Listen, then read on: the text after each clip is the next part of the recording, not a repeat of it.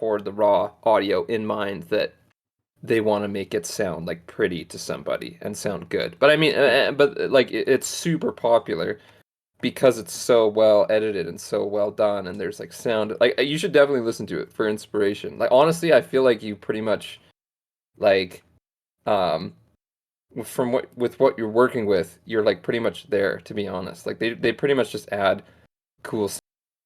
Oh man, what's gonna happen this week? That's the question. That I have a is feeling that Virgil's going to do something ethically ambiguous. Correct. no. No. It's a theory. I have no Yeah. evidence, but you never know. If history tells us anything. Yeah. History? No way.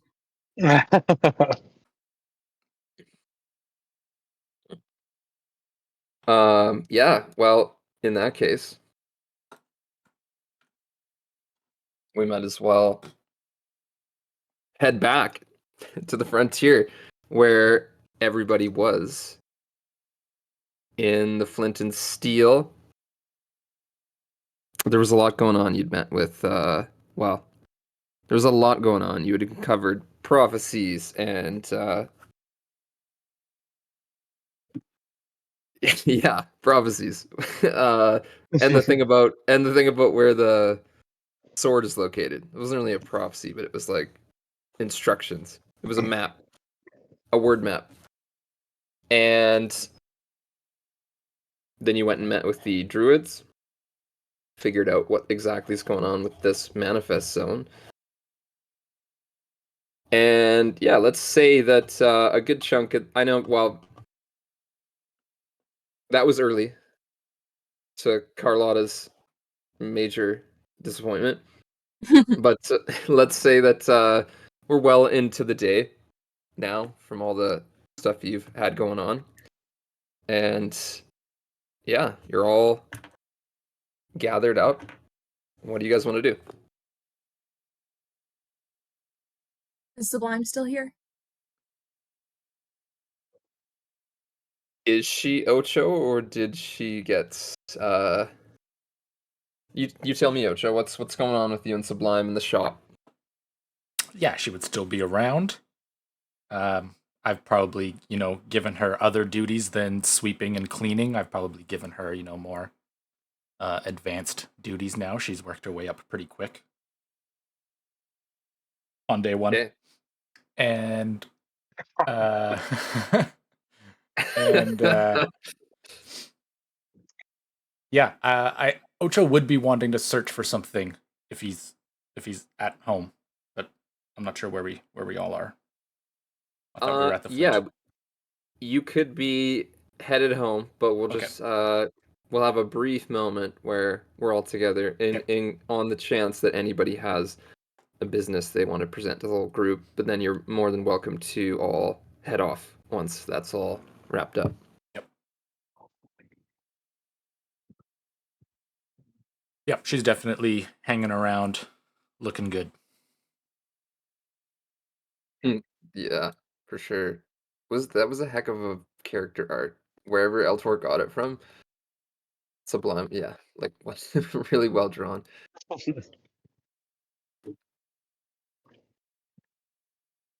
Okay, what? So Ocho plans to head back to the shop with Sublime. What are Carlotta and Virgil up to? I think Baron is here. I don't think anybody else was. There's just the five of you, and you were kind of trying to figure out this sixth situation, but also you had.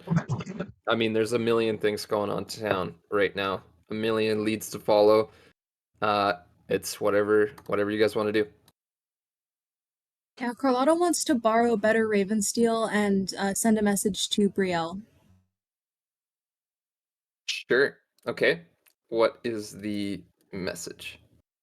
I want to ask her if she's able to come to the Flint to meet with me in private. Okay. Yeah.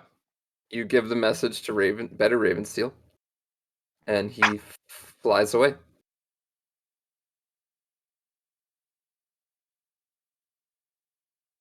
After that, I'm just gonna get some more coffee.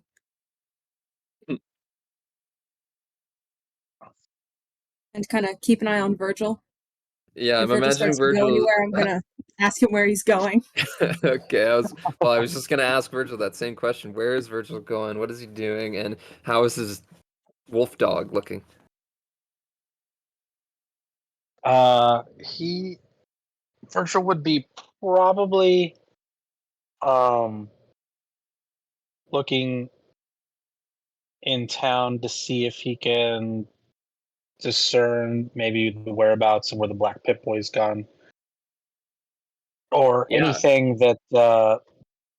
that might lead him to a trail. He might visit the site where he was ambushed to see if anything got left behind. Now that he has his wolf dog, maybe he can pick up the scent. Oh, 100%. I think that's even in its stat block is that it has advantage on perception checks with something. It has a bunch of shit that's honestly pretty cool. Yeah, So make sure you don't forget those things. Perception checks that rely gotcha. on hearing or smell. So yeah, you could, like I mean, fuck, this is like the bloodhound of all bloodhounds, like some kind of creepy dark bloodhound. So if you wanted to like, if any dog could pick up a scent and track these guys, it's this dog. Hell yeah. That's what I Okay, was kind of leaning towards.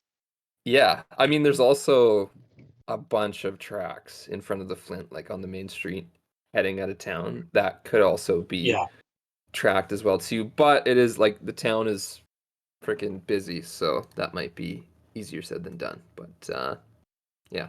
right. But yeah, so you want to head back to the scene of the crime. Yeah.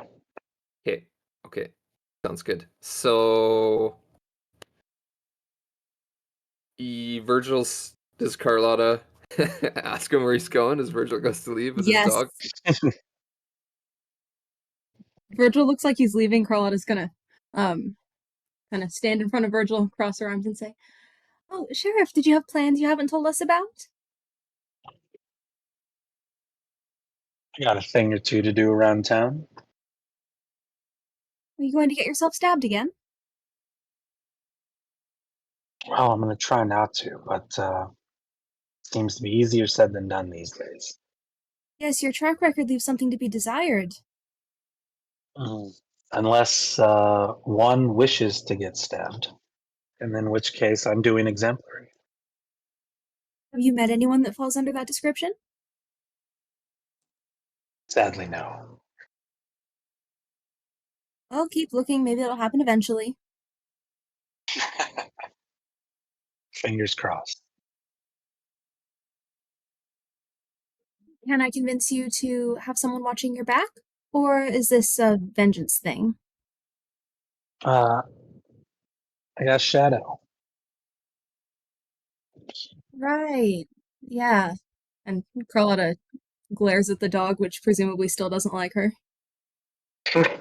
Shadow glares Mm-hmm. back. Mm-hmm. Give me like a perception check, Carlotta. I Okay. mean, ma'am. Yeah. It was almost an 18, but it's a 7.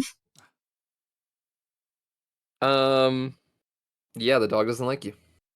Yeah. Figures.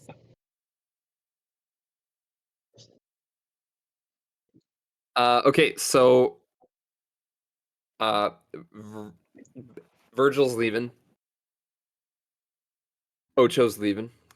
Baron's leaving too. On his way out, though, he does just say quickly to Carlotta that he wants to have a word later tonight in private. It can be arranged. And if everyone else is leaving, then I think I want to head across the street to talk to Danton. Because presumably Better Fantastic. Ravensdale will take a while to talk to Brielle. Yeah, yeah. I'm sure they'll stop for a chit chat, so you've got time. Okay. Let's. So we're gonna go to Ocho first, but Virgil, as you're leaving with your dog, tell me where this new dusk shard that you had in your possession is. Coat pocket. Okay, so You can feel it really Oh no, strongly. no, I hit it. I'm sorry. Yeah, I hit it. You I hit hit it, it in the room, right. and you told me that yeah, up in Yeah. the room that I'm staying at Carlotta's. Yeah, and when you left it there, you started to miss it. And I'd say like the further you get away, the more you miss it. And I guess I think yeah, no. if I That's started to that. realize that, I think I'd go back and grab it. Like if I Okay. Ooh, started can to I feeling notice it, it that? felt too strong. I mean, I'd say Carlotta, you see Virgil go back into the flint and go back up to his room, but yeah. I mean, you could try to see more depending on how sneaky you are and perceptive. Yeah, what do you want me to roll? I mean, I'd say first off stealth to see if you can follow Virgil upstairs without being heard. 12? Let's get a perception check from Virgil. Already.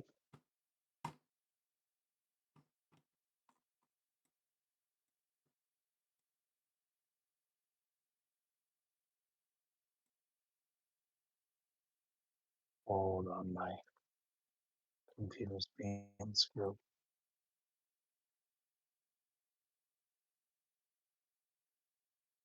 I gotta re-log back in.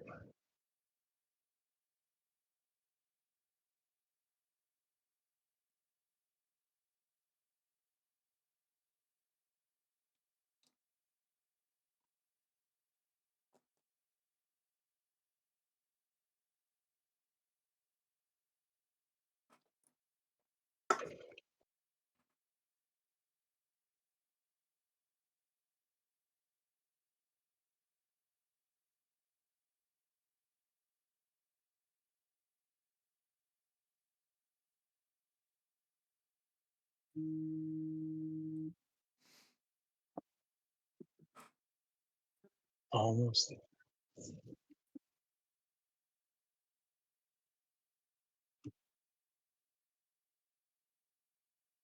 All right, perception 12. 12? Tie? Yeah, my Um, passive is 15. If you want to use that. uh, I don't know. I feel like the dice are speaking to us. I don't know how to. Do we do a roll off? Hmm. Okay. Tiebreaker. Just a flat d20 though, no modifier. Just a flat Okay, d20. Got it. let's do this. I got a 4. 2. Oh no way. Okay. Boom. Wow. So yeah, so Virgil, you head back up to your room, opening the door, finding your stashed dragon shard, and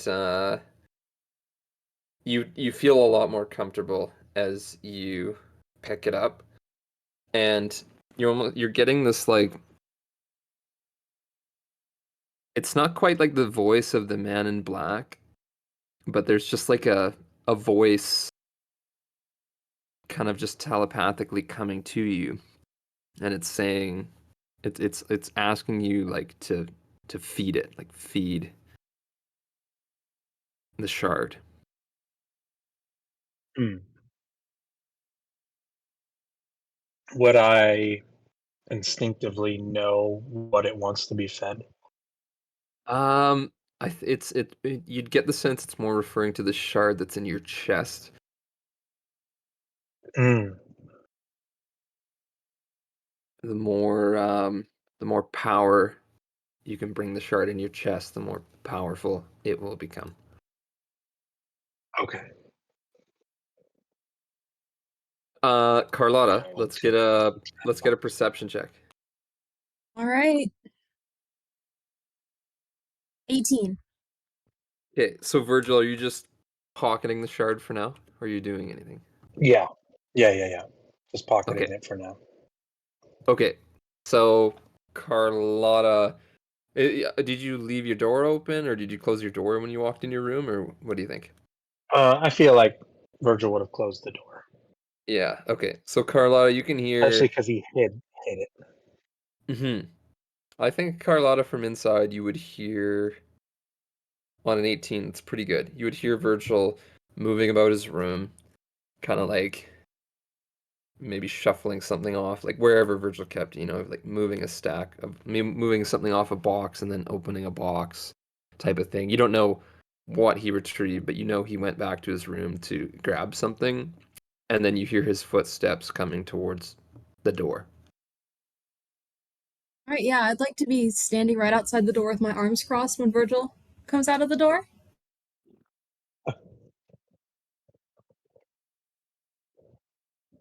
So Virgil would open the door and Carlotta standing there. Jesus. Hello, Sheriff. Were Yes. you leaving? Yes, I am. Yes, well, I think Did you need something? an explanation.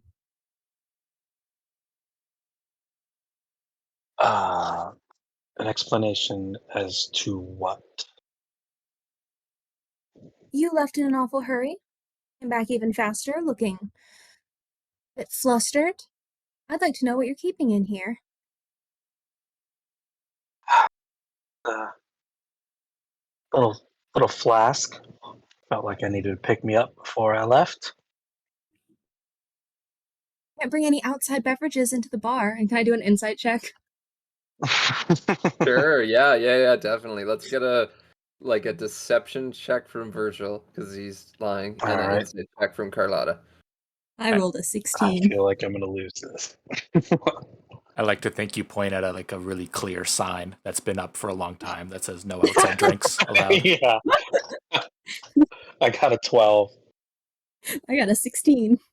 Okay, so Carlotta, you get the sense Virgil is misleading you about him coming back for the flask, but that's about all you're able to glean. You get the sense he's hiding something. But I mean, it is Virgil. All right. Virgil, how long have we known each other? Fair bit. Do you think you can lie to me? Oh, well, I'll probably rephrase. not Do as you think well as lying I'd to me like is to a be good able idea? to. Yeah, and do you think it's a good idea Well, to try? that remains to be seen. You know, Carlotta, a man is entitled to his secrets. As much as I know you like to pry it out of people. Yes, well, when those secrets are kept in my home and place of business, I'm a lot less tolerant of them. I Mm, brought something into the Flint and Steel. I'd like to know what it is. Doesn't need to get back to anyone else. it's It's not just like either of us is the law anymore. true enough. I will tell you this. The something that I brought into the Flint and Steel is leaving the Flint and Steel, so don't worry about it any longer. Will it be coming back when you return? No. How does my 16 insight think about that? We better get new rolls. Insight and insight and deception. I will say Virgil isn't intentionally trying to lie right now. He just thinks that if Carlotta's gonna be nosing around his room, then if he has to stash the shard, he'll stash it somewhere Mm, else. yeah, I Well, I got just it. got a Okay. dirty 20 on insight. That's what you would probably glean. Yeah, exactly. Sheriff, the last time you were keeping secrets, Warren got stabbed. Hmm. Well, you're right about that. Let's keep our fingers crossed. Nobody gets stabbed this time, eh? Personally, I think there are preventative measures that could be taken, but I haven't stabbed anyone in the last few days, so I'll trust you, reluctantly. I should be getting my coin here soon for not having stabbed somebody in a record weak. You realize most people haven't stabbed anyone. Just full stop. Yeah, but are they really living, Carl? Yes, generally. Much safer lives than either of us. Safe is boring. I gotta live a little. Come on, stab somebody Sorry, sometime. were you killed yesterday? It would appear I was not. I hate that I As can't you can argue with see, you. I know. It's one of the qualities you like about me is I'm infuriatingly frustrated. Anyway, Well, you are I should be also very going. good at what you do, so I'd better let you get back to it. Thank you, ma'am.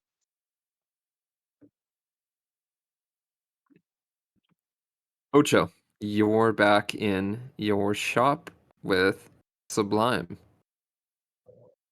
Awesome. Ocho would be doing a little more research.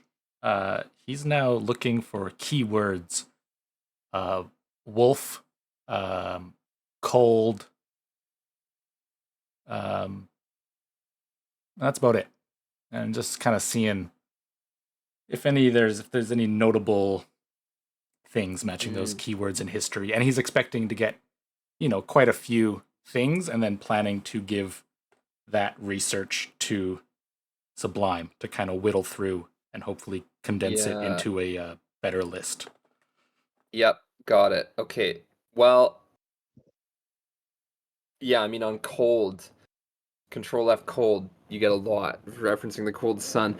But I mean, you can give me a investigation check if you want, but like I mean, you're just going through all the words, and surprisingly, yeah, there's not really much mention of wolf. Like wolf, you get a lot of mention of different scaled monstrosities and cold-blooded things, but there's like few and far between of any mention of cold sun or Masvirik or the dragon with any wolf connection. Okay, he would take the wolf, or he would take the cold part out of his search bar, and he would now think of more like just uh, characters with the association to wolves, or like notable figures in history of Kabara and surrounding regions, and then do any of them have things to do with wolves?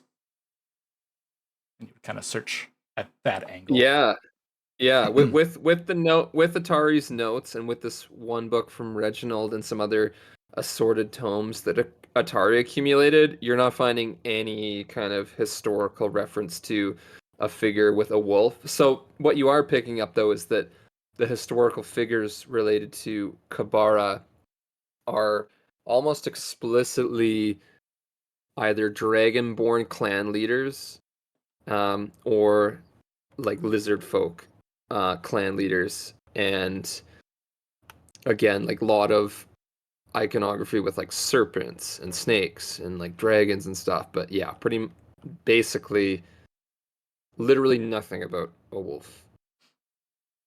Ocho thinks to himself, like, that's even more concerning. Um, Ocho would then start to gather up some of his little tools into a little utility belt. He would proceed to take off his Gatling arm and put on his just normal original arm. Yep. And then he would like to bring those tools and go visit his brother, Siete. Okay, perfect, amazing. So Ocho is on his way to the jail. Meanwhile, Virgil, you're back at the scene of the crime in the Kobold Quarter, basically right out front of Slink's house, and you see just yeah, signs of carnage. You see like crossbow bolts, um, like scarred ground, burnt ground from different spells going off, and you see some blood, your blood, supposedly. When I see, did I hit anybody? I wasn't sure if I like injured anybody during that battle? Unfortunately, no. You kind of got surprised Okay. and well. No, I'm thinking of something else. No, you pretty much got shot before you got a shot. It was kind of like functionally a surprise round, and they all got Got it. shots on Oh, you that's right. before Yeah, you got yeah, a yeah. shot back. Yeah. Yeah. Okay. Uh, I guess I'd like to do a perception check of the area just to see if anything I could see that maybe give me a scent Totally. Yeah. or No. something I can Yeah. follow. Yeah. Give a perception check. At advantage. All right.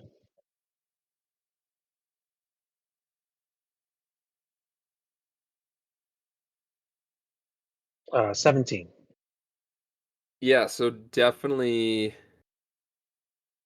your wolf dog is definitely picking up as it's kind of scratching around, sniffing in the dirt.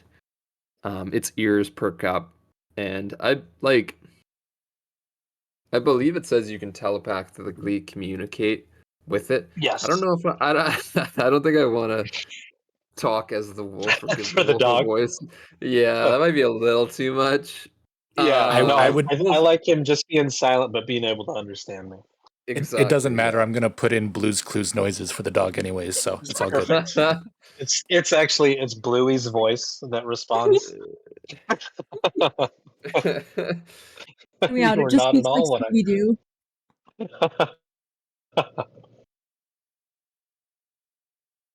I. Yeah. So the the wolf, its ears perk up and it goes. That was my best Blues Clues. No, Pretty good. Pretty good. its ears perk up and it go yeah, just its ears perk up and it like tilts its head towards the road heading towards the main street. All right. I would telepathically, well, actually out loud, I would just say, "Let's find him." Yeah, the wolf definitely leads you onward. You get back to the main street. You head down the main street. Wolf's still going, and you get to the outskirts of town. Wolf's still got the scent. And what do you want to do at that point? Do you want to chase this? And I'll add to this. So the outskirts of town, the wolf's got the scent. It's gonna keep going unless you tell it otherwise. You see a lot of horse tracks, and you can give me like a survival check to try to discern how many horse tracks. And they're fairly fresh. They're from yesterday. 8. Mm, it looks like take this with a grain of salt because you rolled an 8, but it looks like there's more than Yeah. 10 sets of tracks. Okay. A lot of people. Yeah. So what do you want to do on the outskirts of town? Uh, I I think I'm going to continue tracking for a little ways. I'm Virgil's just trying to get recon. He knows obviously he was am- ambushed once, and certainly by himself could end up just the same thing happening. But he would like to at least have maybe a site location of where they're staged, and then he can plan his next steps. Yep. Getting straight up killed by the same group of outlaws twice in one day would be a power move.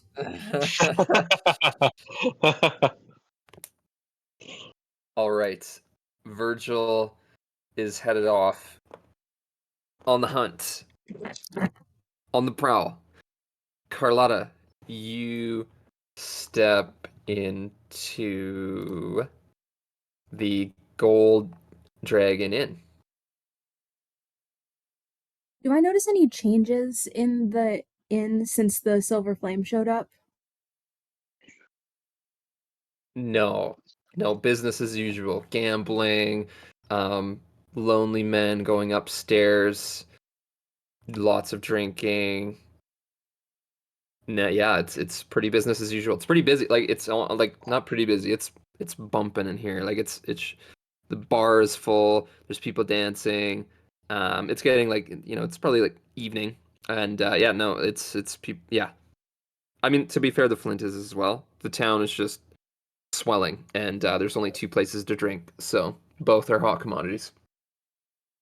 Yeah, sounds good. I'll kind of get the attention of one of the employees that I've seen before that kind of knows that I have business with Danton and um give a signal like go get your boss. Yeah. Oh my goodness. I don't know why I never write. Nobody tell me. I never write this chick's name down. There's the halfling that loves I know it off the top of jewelry. my head if you want me to tell you. No, no, no, no. Wait, let me make a guess. Is it Holly? No, close. Fuck. Wait, what? Molly? No, Wait. you were closer with the plant thing. Yeah, right. Fuck, plant thing. Fuck. Wait. I don't want to take too much time, but fuck. Fern? This is like this is like the 11th time I've forgotten your name. Fucking fuck. No, that's it. Gotta tell me. Eucalyptus. Daisy. Daisy. Daisy. Fuck. Daisy. Goddamn. I'm putting that in You the were right there. fucking Put it in the doc. putting in the NPC list literally right now. Halfling employee who seems like a gold digger. Okay, Daisy comes up to you wearing a bunch of like jewelry and like kind of flaunting her way across, and there's like some dudes who are just like looking at her jewelry and like being like, nice. Yeah, Well, sorry, what'd you say? yeah, she just says hello, ma'am. Daisy, how have you been? Oh, amazing. There's just so many men in town right now, and they can't stop buying me things. I'm so pampered and appreciated. It's amazing. Yes, the struggle is real, isn't it? I need to talk to Danton. Do you know where I can find him? He's upstairs. I can see if he has time for you. I'm sure he does, but I'll check. Thank you. She heads upstairs. Is there anything else Carlotta wants to do before she hears back? Um, wouldn't mind making like a perception check to see if like there's anyone notable that's here? Like anyone associated with the flame or any sign that like Thorn or Reginald is here, anything like that? Yeah, go ahead. Perception check. 22.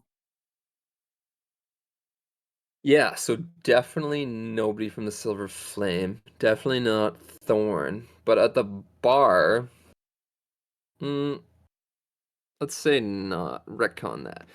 Daisy returns. She says, Thor Danton is just wrapping up a meeting and would love to see you. And as you head up the stairs, you pass by Auric Ironfist. He's heading out. Is this the first time I've seen him since the sheriff's election? Yeah, Or has he because like been around? I think we kind of said he sort of like left town after the fighting, but yeah, no, I'd say you've known he's been back for a little bit, helping helping Reginald. Yeah, I'll stop and say hi to him. Um, and kind of try and get a vibe for how he's feeling about the current management of the town.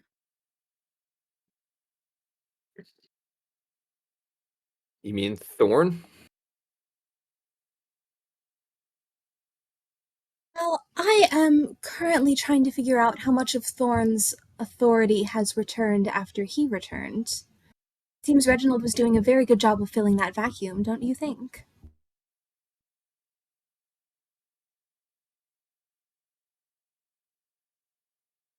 We've been making money.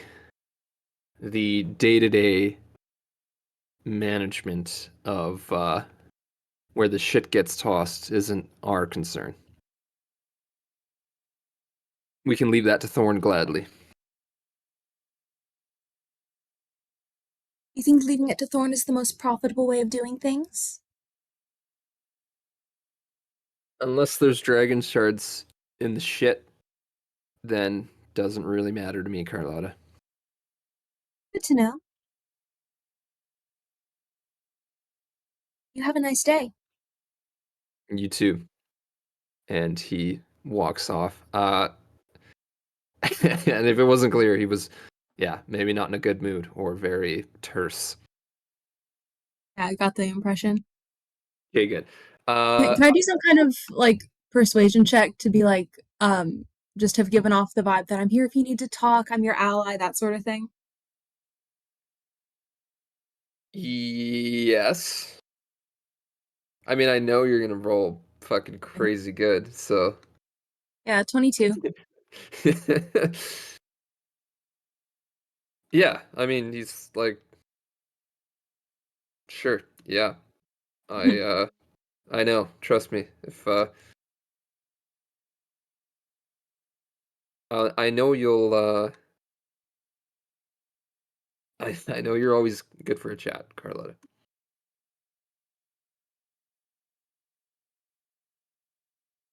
And I'm he'll just take making his leave. sure. Hope to Nope. see you in the Flint sometime soon. I might have to, yes, we'll see, you know. I've been busy, but yeah, we'll see. Might stop by. Appreciate it. Right, yeah, and then I'll head into wherever Danton is.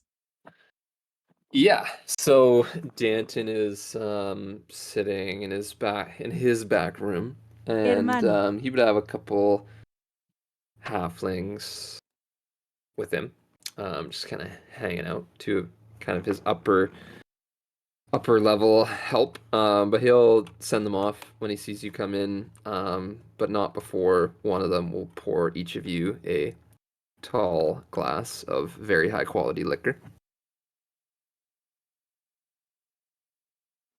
Now Carlotta will take a drink and say, "It is nice to be among good company once again. How are you, Danton?" Excellent. Carlotta, business is, I'm sure as you're aware, with all of these people in town, business has literally never been better in Hope's Edge. I'm the amount of money I'm pulling in nightly is obscene, absolutely insane. With the gambling and the prostitutes, like this is off the charts. This is better than I ever could have hoped for, and House Galanda has just confirmed the same thing. The profits that I'm sending back home to the house, they could not be happier. I think we're going to get a substantial investment to expand operations here. Excellent. I came here to see if you're aware that one of the newest factions in town, the Silver Flame, is not particularly keen on our line of work. Yes, religious types and vice have never mingled well, but I'm completely unconcerned, Carlotta. You will never, ever separate men from vices. They will never stop drinking. They will never stop whoring. They'll never stop gambling. No matter how much Thorn and this tall little blonde elf wants to flit around and preach holiness, it'll never happen. Come on. I mean, let's be real. You know this too. Like, it's a never. But it could prove a bit annoying for us in the meantime, and I'm wondering if we ought to attempt to get ahead of things. Well, what do you suggest? I just think if Thorn is throwing his lot in with the Silver Flame, opposing what people really want, perhaps he shouldn't be the mayor anymore. This is all Who do just you idle hypotheticals, but who do you think, hypothetically, of course, theoretically speaking, who do you think would be the best fit to replace Mr. Blackwood? I think there are several options. Someone from House Golanda. I would be happy to help get them in power, provided I was compensated with certain business considerations afterward. But I also know several people in and around town who are much more willing to make profit off of vice. Several people formerly associated with the Marauders might be options. Hmm. And of So course, the former sheriff. Have you heard that a Virgil is no Virgil, longer the sheriff? Virgil for mayor. Are you? Okay.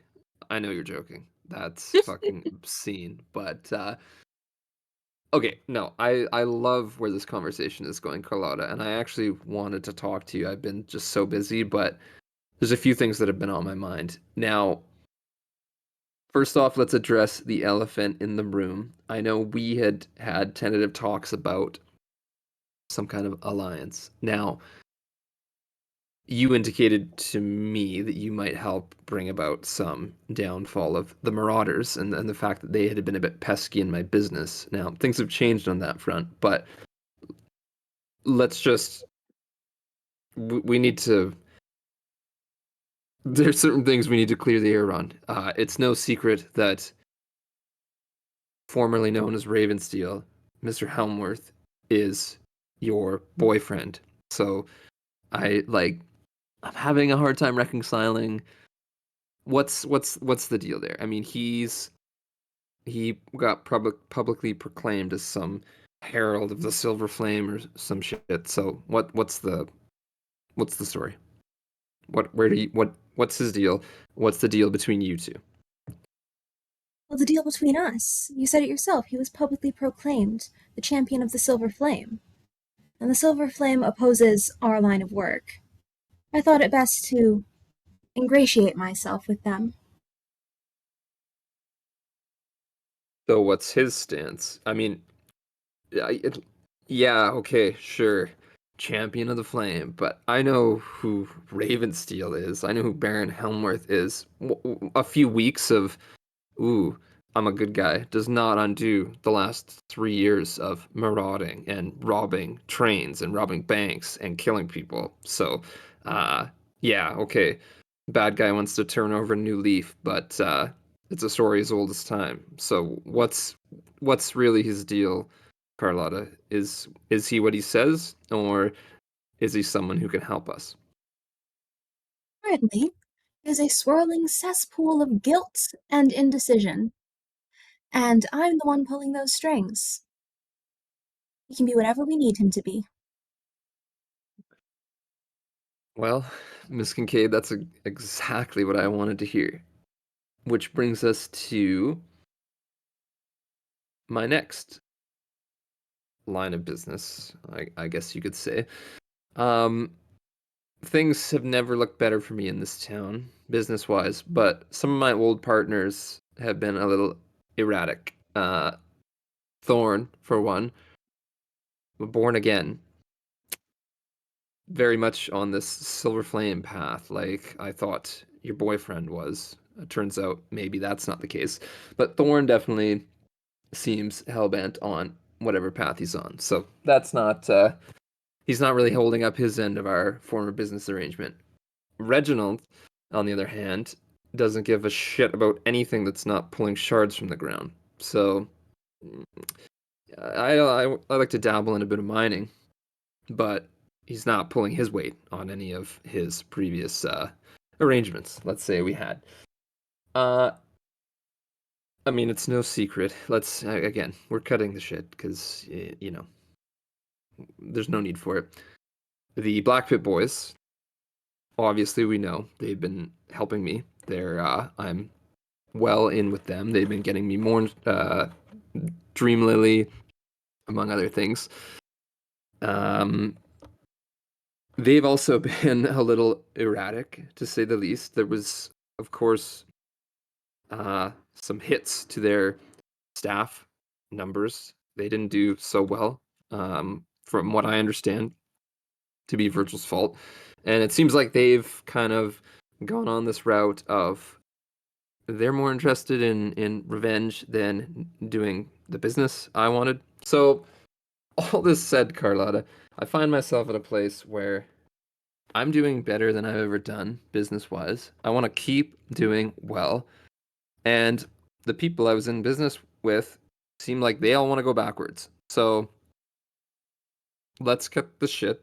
What do you want to do? And are the Marauders up for hire? The Marauders are currently at a crossroads. I'm fairly confident that I will be able to get them to be up for hire, as you said, but I'm not sure that they would particularly want to associate with you, given that you have, shall we say, worked with their rivals closely in the past. I understand there's some bad blood between Onder Red and the outlaw formerly known as Ravensteel. However, I think I should be able to get them to agree to work with me, and work with you through me. Would you be amenable to that? Well, that's what I'm hoping. Like you said, it sounded like what you just said is you had pretty strong hooks in your boyfriend and manipulating him. So, and let's not forget the Marauders, yes, on paper, Ravensteel and co. But let's not forget that their name was built upon the devilish duo, the twins, Baron and Brielle. Which Baron on his own, eh. I mean, obviously you seem to like him. Brielle on her own, yeah, she's pretty broody, pretty mysterious. But together, they are just an absolute terror. And I'd like to get the package deal, but again, you know, you have control over Baron, but I think if we're going to get the Marauders on our side completely and conducting our business together and just completely running this whole area, it's going to need to be both of them on the same page. So is that possible? Anything's possible. And currently I think it seems highly probable. Well, I mean, in that case, Carlotta, if we make this happen, if we put the Black Pit Boys in the rear view mirror, um, I don't think those actually exist. if we put the Black Pit Boys in the dust, and I mean, again, this is all predicated on the fact that you and I see eye to eye. Because, like I said, Reginald seems to be taking a step back. Thorn, a major step back. I don't want to be back to the dinosaur age here. I want to be moving forward, bringing drugs Are we in. currently in the dinosaur age? Well, I want to bring industrialization and progress to the dinosaur age. I want more working girls and men. I want more drugs. I want more gambling. I want more everything, Carlotta. This town, this whole region is our oyster. We got the toughest gang around to back us up. I'm in. If you're in, and you can get the Marauders on board, then why the hell not? We're talking about consolidating a lot of power, but we haven't talked much about what we're going to do about it, and how we're going to keep it. One thing that is at the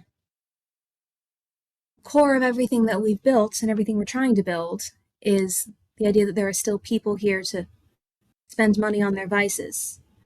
And one thing that stops people from doing that is fear and bloodshed. How familiar are you with the groups that were involved in the Cold Sun attack a few weeks ago? The uh I'm familiar with the Cold Sun Alliance or whatever they call themselves. It was in my primer when I got this job. Read up on fun facts about Kabara. These facts aren't particularly fun. They are strongly opposed to dragon shard mining and are willing to kill everyone in every town that indulges, which would be bad for business. Well, you say that, and I mean I agree because obviously they attacked us, and that seems to make sense. But I also do know from what from my research that they have treaties and they make alliances with some of the settlers and they stake out territory that the settlers must stay on. And have we looked at that option with communicating with them and seeing if we can come to some kind of accord? Well, if anyone can get them to come to an accord, it's business people like us. But I do Um, worry that they might not be open to negotiation anymore. Brochures can become out of date very quickly, with how fast things move around here. mm, True words have never been spoken, and I did hear of conflict between them and the Poison Dusk, but uh, if that is going to be a major issue, yeah, I mean, it's certainly worth a shot. Have we Main thing given that them I've an heard offer? that they want is for the people around here, particularly Hope's Edge, to stop the dragon shard mining. You think that's possible? I mean, it's possible. If it happens, then everything we just talked about, I'm picking up and moving to another town. If shard mining stops here, this place withers and dies. There's, some business, some ranching and whatnot, but this whole town is built on mining. If it's gone completely, I'm gone completely. Exactly. Well, I just wanted to run that by you. I'm definitely on the same page there, and if the cold sun are going to continue to be a hindrance to us mining, then I mean, I'm sure Reginald would be on board because it's the only thing he cares about these days, but I see only two options, Carlotta. Either we bring them to the table and try to sort out some kind of agreement, or we hire an army and we fucking blow them over. Which of those options appeals most to you at the moment? I'm just a halfling. And I've got the mark of hospitality. I'm in the restaurant business, the inn business. I'm not in the make war business. So I'm also, frankly, I mean, I say this, and I'm not in the negotiation business, but we all know that's, you have to be a, to do what we do. It's all negotiation. But whatever, if we have to make war, so be it. I will help protect my interests. But if there is a way we can come out of this without bringing a whole lot of shit down on us, I would love that. I will do what I can to arrange that. But if it turns out that war is our only option, I hope I can count on your financial and political support in raising the army that we need. Yeah, I'm willing to see where it goes, and I, as of right now, will lift the permanent ban placed on Baron Helmworth. If you and Baron want to stop by, have a drink, chat with me, by all means. Am I to assume that the permanent ban on Sheriff Wyatt, or former Sheriff Wyatt, is still in place? I'll think about it. You're, How I hear much that is it? bachelor party was rather bad for your inventory. Yeah. I mean, how much does it mean to you having the sheriff unbanned? Former sheriff. Well, it's just professional interest. He no longer has a job and is thus looking into an alcohol addiction, which I can always profit from. Carlotta, I love money, but I'm also, as you know, it's all about profit versus risk. And when it comes to Virgil Wyatt, that's too much risk for me. I'm gonna let you profit off that one and you enjoy it. Thank you for your candor. Is there anything else that you'd like to discuss? No, but my door is always open for you. I think we've set the foundation of something that is going to get us both exactly what we want. Filthy rich. Exactly. Well, I'll keep you updated on everything that's happening. I hope to have a negotiation with the Marauders very soon. All And in the right. meantime, you find out everything you can about the Silver Flame and potential ways to lessen their influence on Hope's Edge. Will do. They can't completely eradicate vice, but they can make things annoying for those of us who profit from it. Hmm. It's like we need a crusade against religion.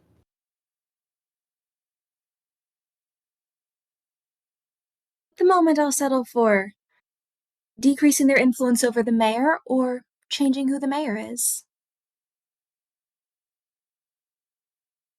Nope, I couldn't agree more, though I am getting the sense that the latter is going to have to be the route we go. But I'll look into it.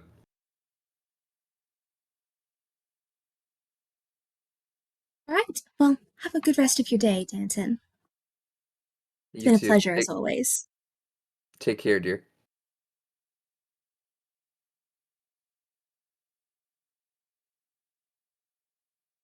Ocho, you went to see Siete in the jail. Yes. Y- Yeah, go for it. Yeah, you find you enter the jail. You're let in by some of the Siren refugees that you would know. They're like just longtime supporters of Thorn and Garrick. And yeah, they're we assume you're here to see the Warforged. Yes, I'm here to see him. All right. They they yeah, they'll let you go in alone. They trust you. Okay. Awesome. You find Siete in a cell, and How is he give me a looking? perception. Yeah, give me a perception check.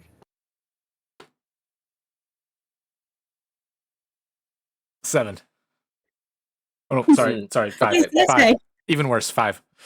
No, it's all good. I mean, even so, the perception was just to like glean anything above and beyond. But Sure. even just from the surface, what you can see is your brother laying in the bed, and he's just coughing and just does not look good. He's got these kind of red lines on the connective bits underneath his steel. Yeah, just really not looking good. He's coughing and hacking. When he sees you and kind of tries to rise, you almost hear like rusty squeaking from his joints. No, no, no. Stay laying down, brother. Hermano. Stay there. Okay, okay, Ocho, I'll stay right here. I would like to attempt to trade arms with my brother. Um, Particularly the arm that he has his he had some like wrist cannons, I believe. Yeah. Yeah. Ocho would look around, so if we're like alone, or are they kind of like hanging around there? But Ocho would just like seem like he's, you know, he could Yeah. he would play it off as if he's making sure his brother won't explode again if they ask him any questions. Right. Yeah. That would be Ocho's He kind of line to go to. so what he'll say is that um he could easily take the so he has like it's like a flamethrower. He has like a wrist mounted flamethrower. He says like I could easily I've got a lot of skill. I worked with a lot of artificers during the war. I could easily just take the flamethrower off and mount it on your wrist. We don't need to trade whole arms. Oh, you see, I'm just getting into this hobby, so that's great that my older brother is now a mentor. What are the chances? That's awesome. He's a tinkerer for sure. I'd say you probably would remember that from the war. Like he was kind of always, augmenting his body with like weaponry and whatnot. And he has this. It's obviously not in his cell with him, but he does have like a shotgun, an arcane shotgun too. Well, part of the reason why Ocho was also thinking of the swap was just to bring some of his kind of like a kind of like a biopsy, to bring some of that whatever is in him kind of home to do more research on. So is there some Yeah, like sort of sample he could take from his brother? yeah. So upon being presented the like trading arms, he would say, in addition to like, I could take the flamethrower off if you want it. Also, whatever is taking root in me, whatever they did to me, Ocho, I don't want to give it to you. If it spreads, I mean, you can see the state I'm in. The last thing I want is to share that with you. But if you want to learn more, you're welcome to maybe take a chunk off and inspect. But I I'd love to share more. But can I can you get me out of here? I need to find a way to cure it. That's what I'm looking for. Well, I can help you, Ocho, if you have a shop. Uh, do I need to stay in this cell? Well, you see, when that night when I said, "Yeah, don't worry about it.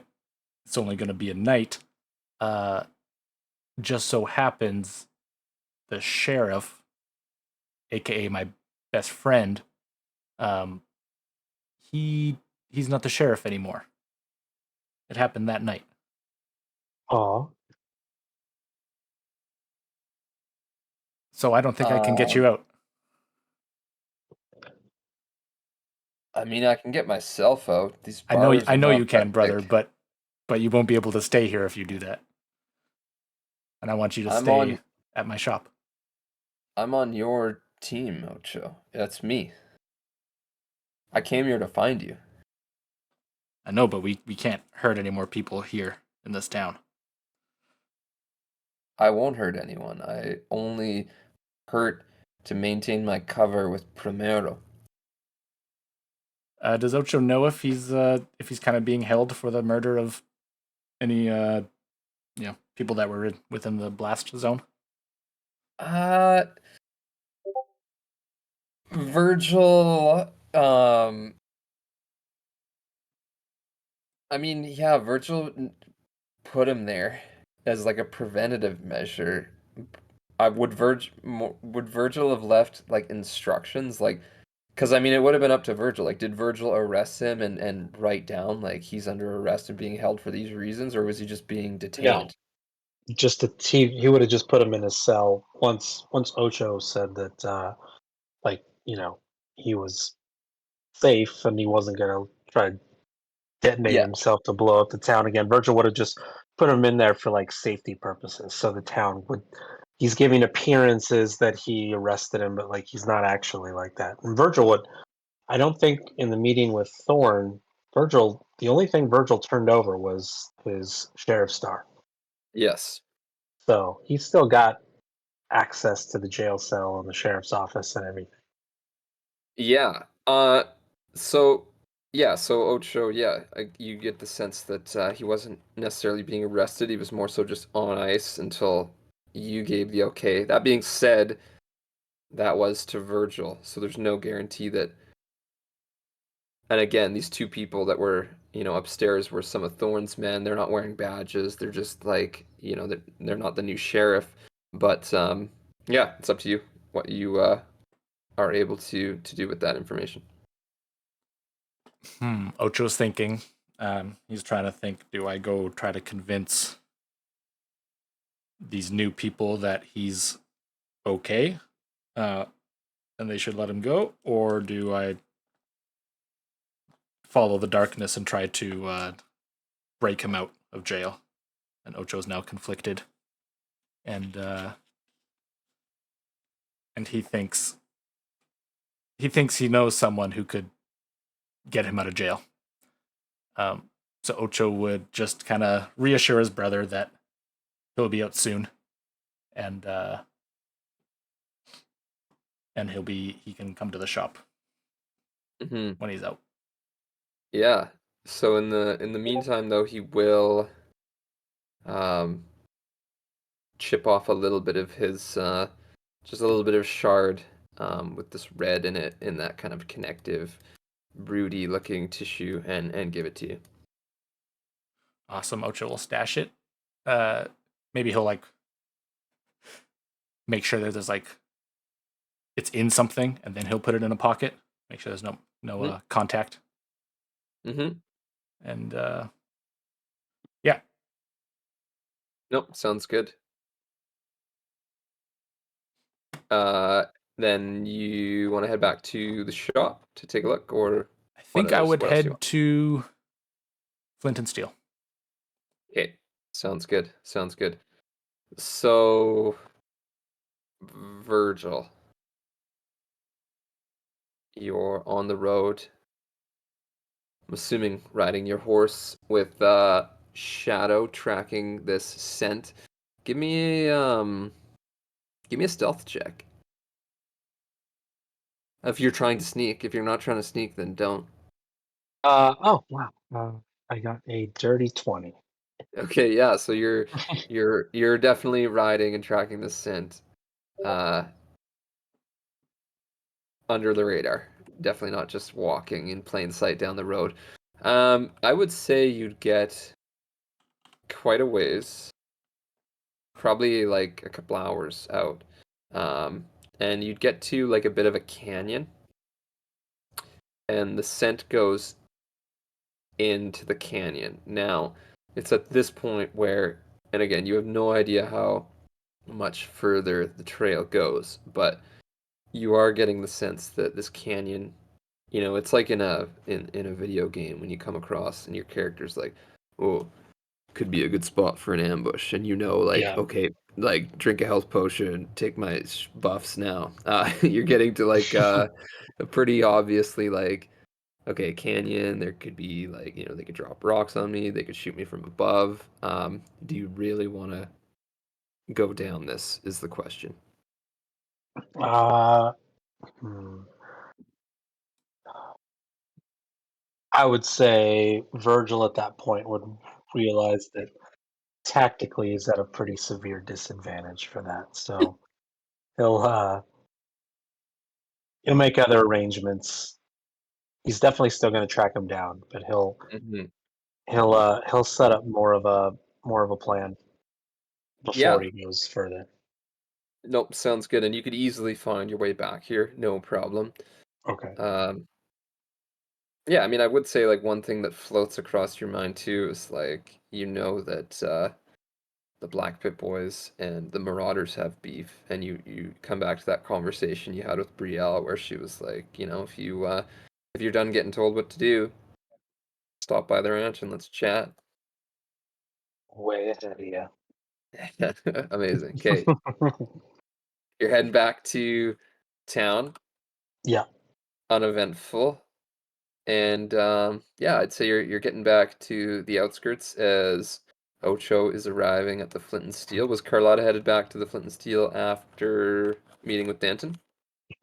Yes, Carlotta's kind of keeping an eye on the sky, seeing if Better Ravensteel's back with any kind of reply from Brielle. Yep. Nope. Sounds good. Um, Ocho, you get to the Flint. Carlotta, you get to the Flint. Virgil, you kind of on the outskirts. Just Flint is in sight. I'd say it's pretty late by now. It's like late evening, maybe 10 o'clock. Um, yeah, the three of you are back together. You currently don't see a sign of Bitter Raven Steel, Carlotta. Sounds good. Um, I'm going to kind of usher everybody into the back room and pour Virgil a drink. Make that a double, if you would. Of course, I assume this is the point in the evening where we begin to talk about revenge. Oh, I thought we were getting shit faced. Is that not what we're doing? I assumed We we can could do both. multitask. If you'd rather do one and then the other, we can. No. I can multitask. I can multitask. Good. Well, after you were attacked by the Black Pit Boys yesterday, I think it's been an admirable show of restraint on your part that you haven't killed anyone. So I think we ought to decide what we're going to do about them. Well, before you go patting me on the back too much, the only reason I haven't killed anyone is because I couldn't find them. But I will make arrangements that that score will be settled. After all, I don't have a job anymore, so Han's got to keep his hands busy. Yes, idle hands, the devil's work. Something about the shard in your chest, it's fine. Hmm. I did want to know if you wanted to come up with any sort of strategy. Well, Onderred seems like a simple person with easily understood desires. I'm sure I could help get him to an isolated location. well, I certainly wouldn't say no to that. I had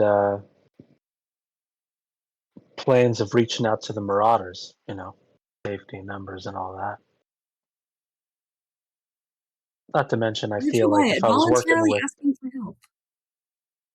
part of it's sticking it to Baron a little bit. I don't think he'd like me palling around with his old gang.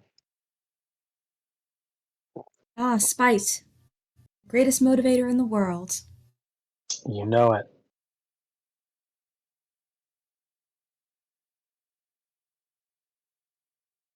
Have you had any contact with the Marauders recently? I have not. Just other than Brielle. I was given an open invitation. Interesting.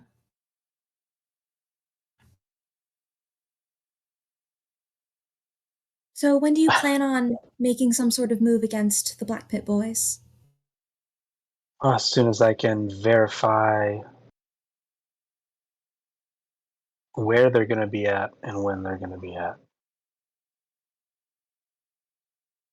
If there's anything I can do to assist with that, I personally would love a shot at the Black Pits. They stand in the way of some incredibly profitable business. I'll keep you in the loop. As long as it means I get to kill that fancy-headed fool. Frankly, I don't think any power on this world could stop you from killing someone that you really set your mind to. Carlotta, I think that's the nicest thing you've ever said to me. I'm gonna raise my drink in a toast. Virgil would toast her back. I need assistance, Carlotta. What? My brother. He's still in jail, and I think you can convince the new guards to let him out. Oh, Virgil, do you still have your keys? I can go get him out right now. Are you sure you should get him out? If you give me Why the not? keys, I can talk to a few people. You think that you would be better walking into the sheriff's office and releasing a prisoner? You're not the sheriff right now. True enough. Seems like it wouldn't step on too many toes. Virgil would reach into his pocket and toss the keys to Carlotta. Knock yourself out. Right, Ocho, would you like to come with me? Yes, yes, yes. And Ocho would be very giddy because he thinks he can trade the keys for his brother now. Virgil, try not to take me out of business. We'll be back in a few minutes. No promises. I'm going to look at the dog and look at Virgil. Like I'm not sure which of them is more responsible. And then I'm going to leave. Carlotta, how... Nah, never mind. Hasn't been that long. Yeah, all good. The dog still doesn't like you. Can I make like an animal handling? Yeah. Yep. I'm still not good at animal handling, but we'll see. A 14. No, it like anytime you get near it, it kind of sniffs you and growls. I'm gonna point at it and say, I'm keeping a roof over your head. It barks. Virgil Carlotta would kind be of stands behind Ocho. Virgil understands this dynamic between the dog and Carlotta, and it would be very easy for Virgil to say to Shadow that Carlotta's okay and she's a friend, and he would totally warm up to her. But he also understands that she's used to just having her way with people, and this uncomfortableness makes him thinks it's very funny. Love it. Carlotta's gonna mutter to herself, I'm going to tell Nellie to start watering down your whiskey. Mm. Oh, come on, Carlotta. He doesn't bite. I'm just So thinking of that vine. And the whiskey won't either. He judges. Yeah, that's right. It'll be worse than Danton's place. So Carlotta and Ocho take the keys and head towards the jail. Virgil, as your nurse and your double, uh, your pal Baron enters the back room.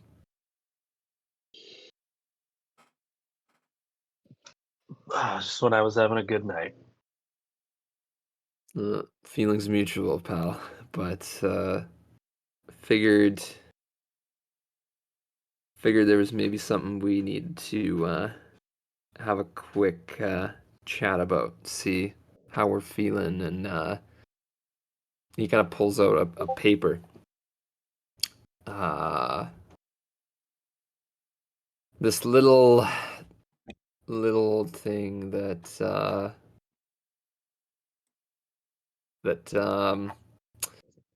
Ocho read for us last night.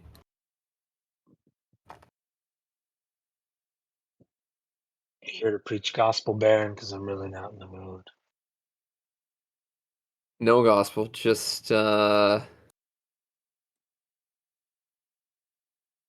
sorry. I posted it. Got it. Okay. So I couldn't find which fucking channel had it. No gospel, the Virgil, just prophecy. And a lot of shit was on that little pyramid. And didn't take a genius to ascertain who it was talking about. Well, we agree there. You remember what it said on the third side about two shall stand, serpent's blood shall spill, one must choose. I do. Chains shall either shatter, freeing the cold sun, or a heart must be given, bound to seal the darkness forever.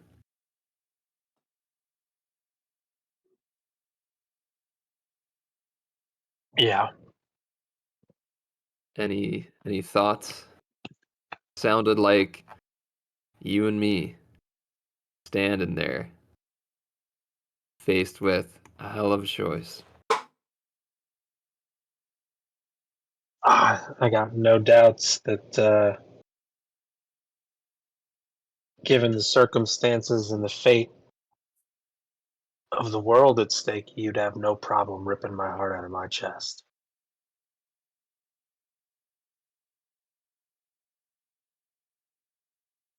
Well, you're welcome to your opinions, but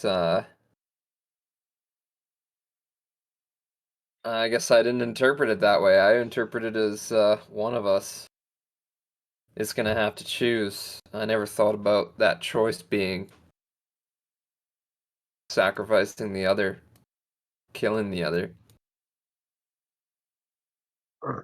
Call me a pessimist.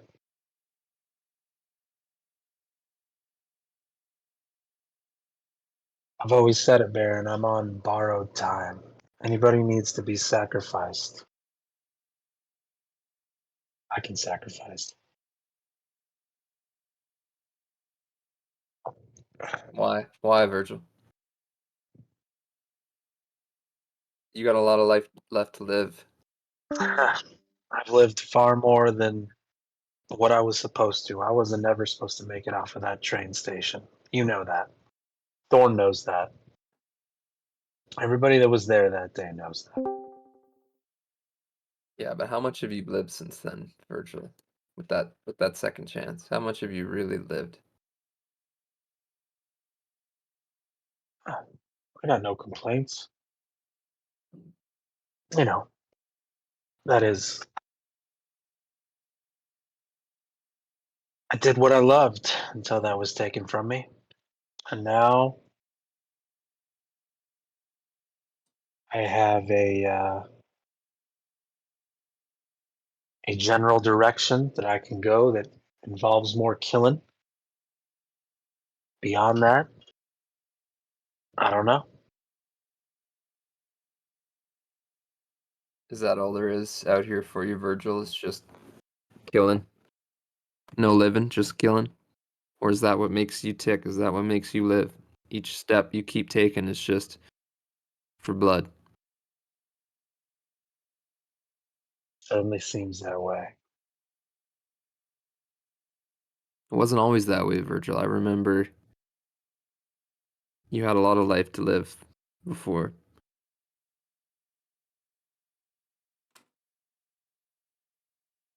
I was then. Times are different now. You know that better than anybody.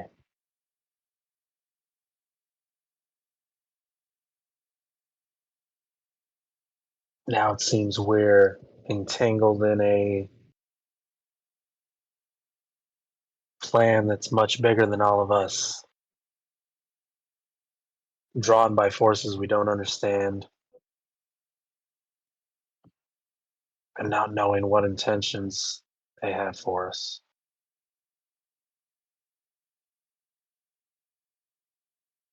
Well, the one thing I'll say, Virgil, is if there's a choice and one of us has to make that choice and pay that price with their heart, I'm not just going to let you make that choice easy. It's not, there's more to it than that. It's not just going to, I'm not just going to let it be you. You've never really been good at stopping me from doing anything, Baron. Plus, you got a lot more to live for. You got your sister, you got Carlotta. Hell, you're the chosen one of a whole religion. You know what I got? This bottle of whiskey, and apparently a new dog. He doesn't seem to like me much, but just don't forget, Virgil, you got more than that. You also got my sister. You also got Carlotta. You got Ocho. You got me. Don't forget, Virgil, there's a lot of living here for you. It's not all blood. I think you guys would be okay without me. But I'll keep it in mind.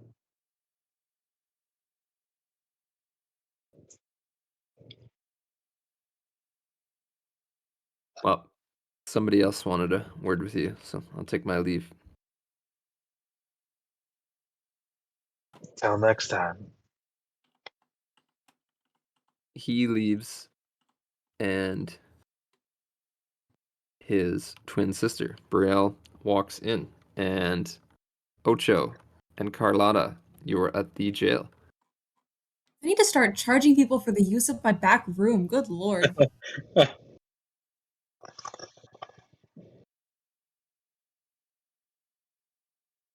Ocho holds the door open to the jailhouse for Carlotta. Yeah, Carlotta walks right in. Is there anyone that's on the ground floor where the cells are? Yep, there's the two. There's two of Thorn's men, and you see that all of like kind of Thorn's closest men slash soldiers kind of had a bit of a some kind of like uniform. Actually, I think the Siren military. I think we already said that with maybe Garrick or Thorn. Like their attire was like kind of black and green uniforms. But you see they're kind of wearing more generic, just like armor, breastplates, but they have these like orange cloaks on now with a bit of like silver flame iconography. Hello, gentlemen. I hope you're having a good evening. Miss Kincaid, what can we do for you? Oh, I just need access to the prisoner. Administrational issues in the transfer of power. Give me a persuasion check.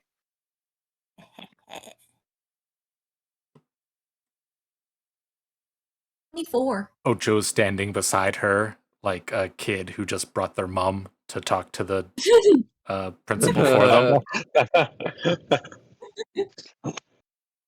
Sure, man. Go on in. Thank you. I'll walk in and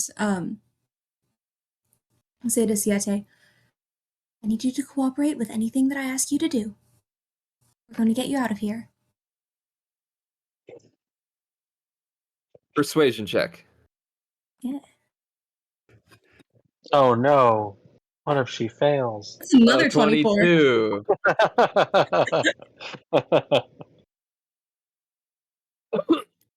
Okay, ma'am. Yeah, so that's another 24. I trust you, ma'am. Excellent. Ocho. Ocho. Yes. Siete points at Carlotta. Do you trust her? And then he just gives the most reassuring nod you've ever seen in your life. All right, ma'am. I trust you with my life and more. Let's not get ahead of ourselves. I'm going to unlock the cell and say, come with me and don't say anything. Yes, ma'am. Are we carrying him out like he's still a prisoner?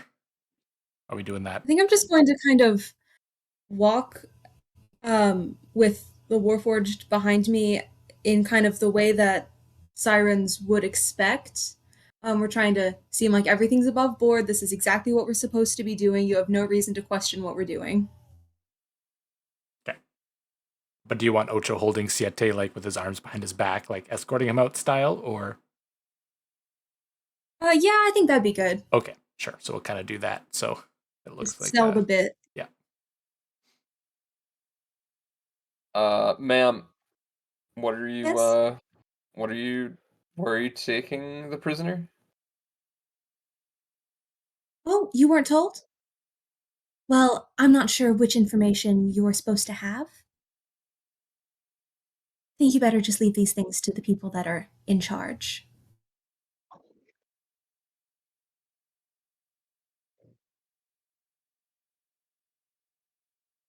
Yeah. Well, I mean, he looks at like the book on the table. I mean, it just says he was being detained. So, Yes, and the powers that be have decided he no longer needs to be detained. They sent me to handle that.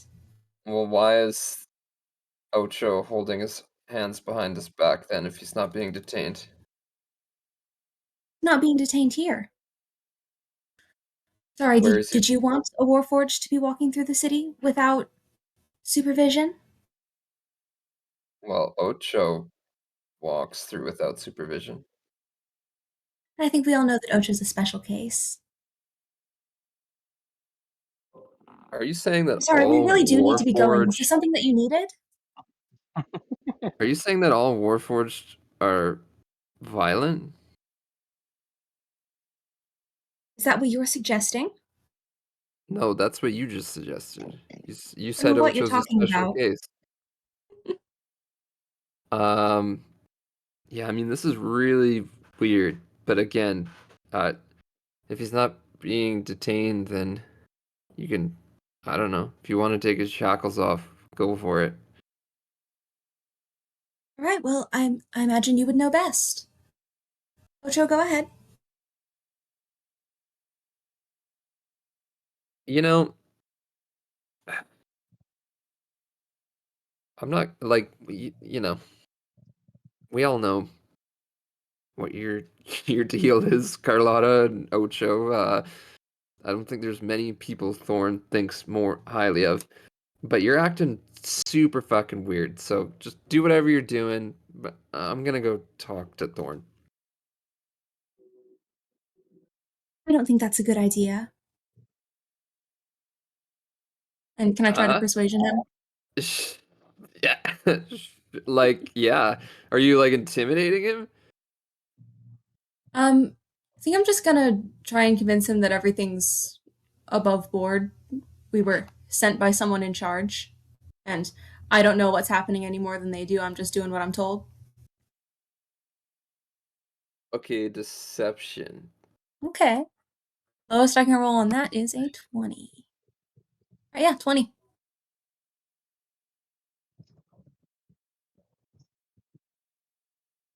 Okay, sure.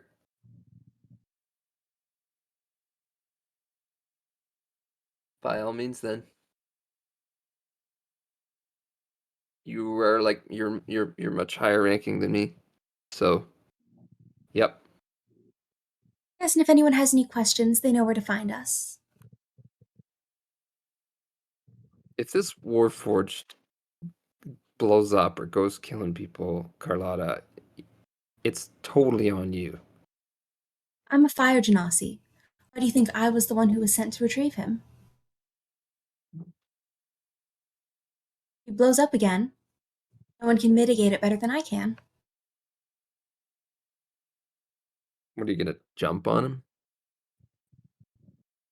You think I'm incapable of fighting fighting my own battles? He just like looks at Ocho. How's Ocho looking? What's Ocho doing? Sorry, Ocho just shrugs like I don't know what she's talking about.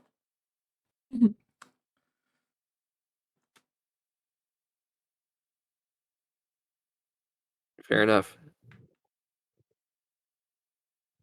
Well, yeah, no worries on my end. It's weird, super weird. But yeah, I like, yeah, no worries. Just weird that Thorn wouldn't have said anything. But no, it's all good. I trust you. By all You means. think Thorn needs to explain every single one of his thought processes to everyone who works for him? I think that would take a while, wouldn't it? Okay. You're high ranking, but you're not directly my boss. So just please carry on. As they You're walk not my out, When you super, Ocho's finish your you're shift, not my supervisor. You're somewhere in the management chain. You're somewhere in the management chain, but you're not my supervisor, and I do not want to be admonished. So please go.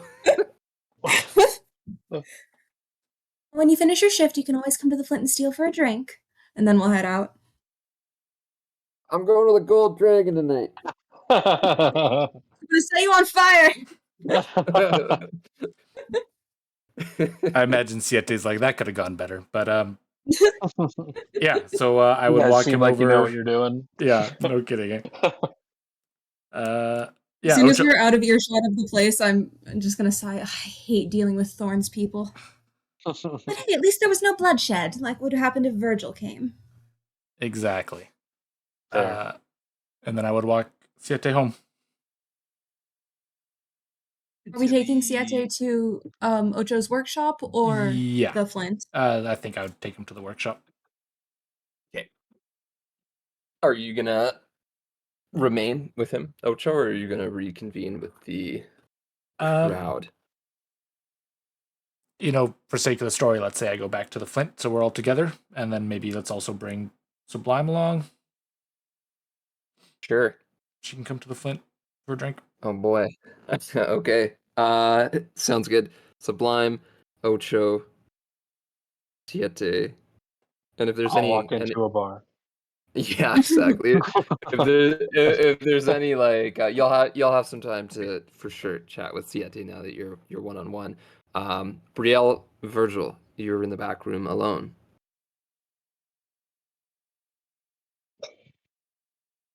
Didn't expect to see you here today. Apparently Carlotta wanted to talk to me. This fucking bird came and got me. Ah, well, she just stepped out, but I'm sure she'll be right back. No rush.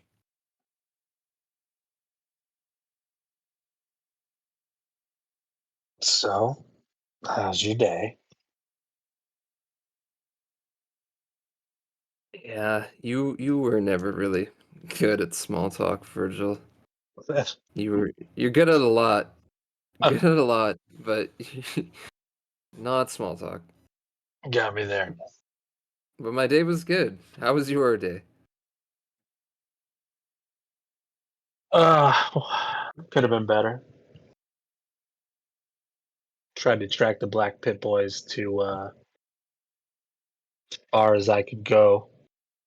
Mm, Speaking of how'd that? which, I was going to Yeah. reach out to you about that. Oh, an offer? I suppose you could say that. A cooperative mission. I know you know a certain fancy hatted fellow by the name of Ondir Red. Yep. If I'm not mistaken, the Marauders and the Black Pit Boys don't exactly see eye to eye. Is that right? Well, he did shoot me right in the chest and almost kill me if Baron hadn't healed me. You guys have something in common. Yeah, that he did. Right after he tried to bargain your life for me to give him the sword. I do remember that. Uh-huh. And I a remember few, too. well, our musketeer fellow paid Hope's Edge a visit recently where he shot me in the chest. And, well, I'm just not one to let those things slide. So I was thinking if you and the other marauders were up for it, we could track them down and kill them like the dogs they are. No offense, Shadow. It barks happily. Uh, yeah. I mean,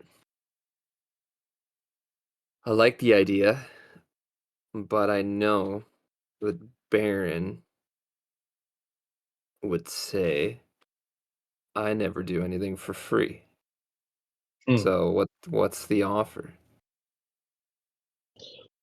Well, I'm certainly not going to let you kill on their red. That's going to be my fee and my alone. So why don't you just tell me what you want, Brielle? Hmm.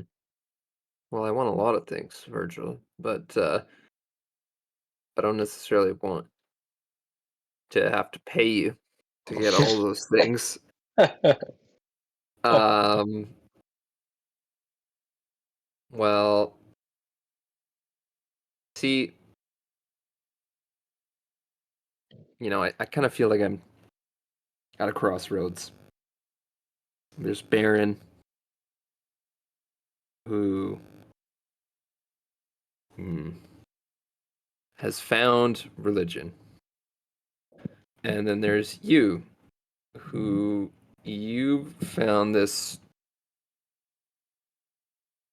creepy darkness, and you seem a little fucked up.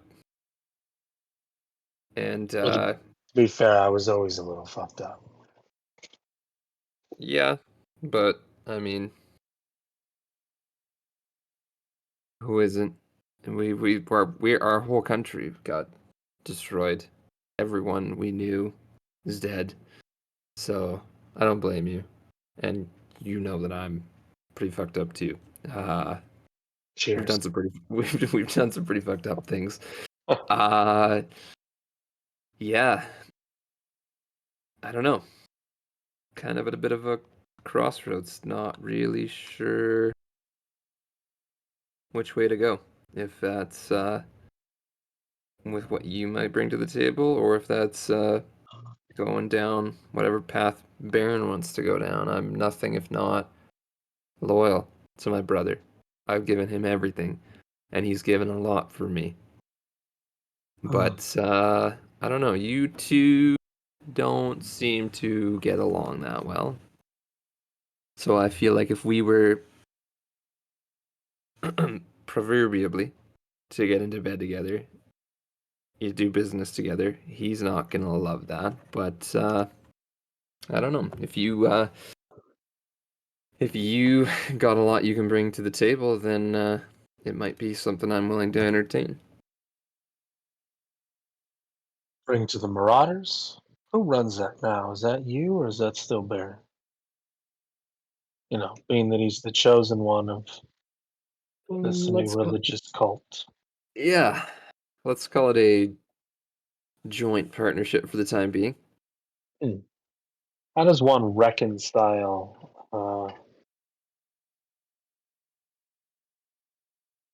being in charge of a thieving gang and also being a religious leader who looks down on that sort of thing? Have you met Baron? Yes, I have. He also doesn't seem to know which way is up, which way he wants to go. Certainly wants to save the world. I'll give him that noble sentiment. Yeah, he's certainly. With Baron, there's a devil on each shoulder. He certainly wants to save the world, but he certainly seems to love this little uh, fiery girlfriend of his too. That's true.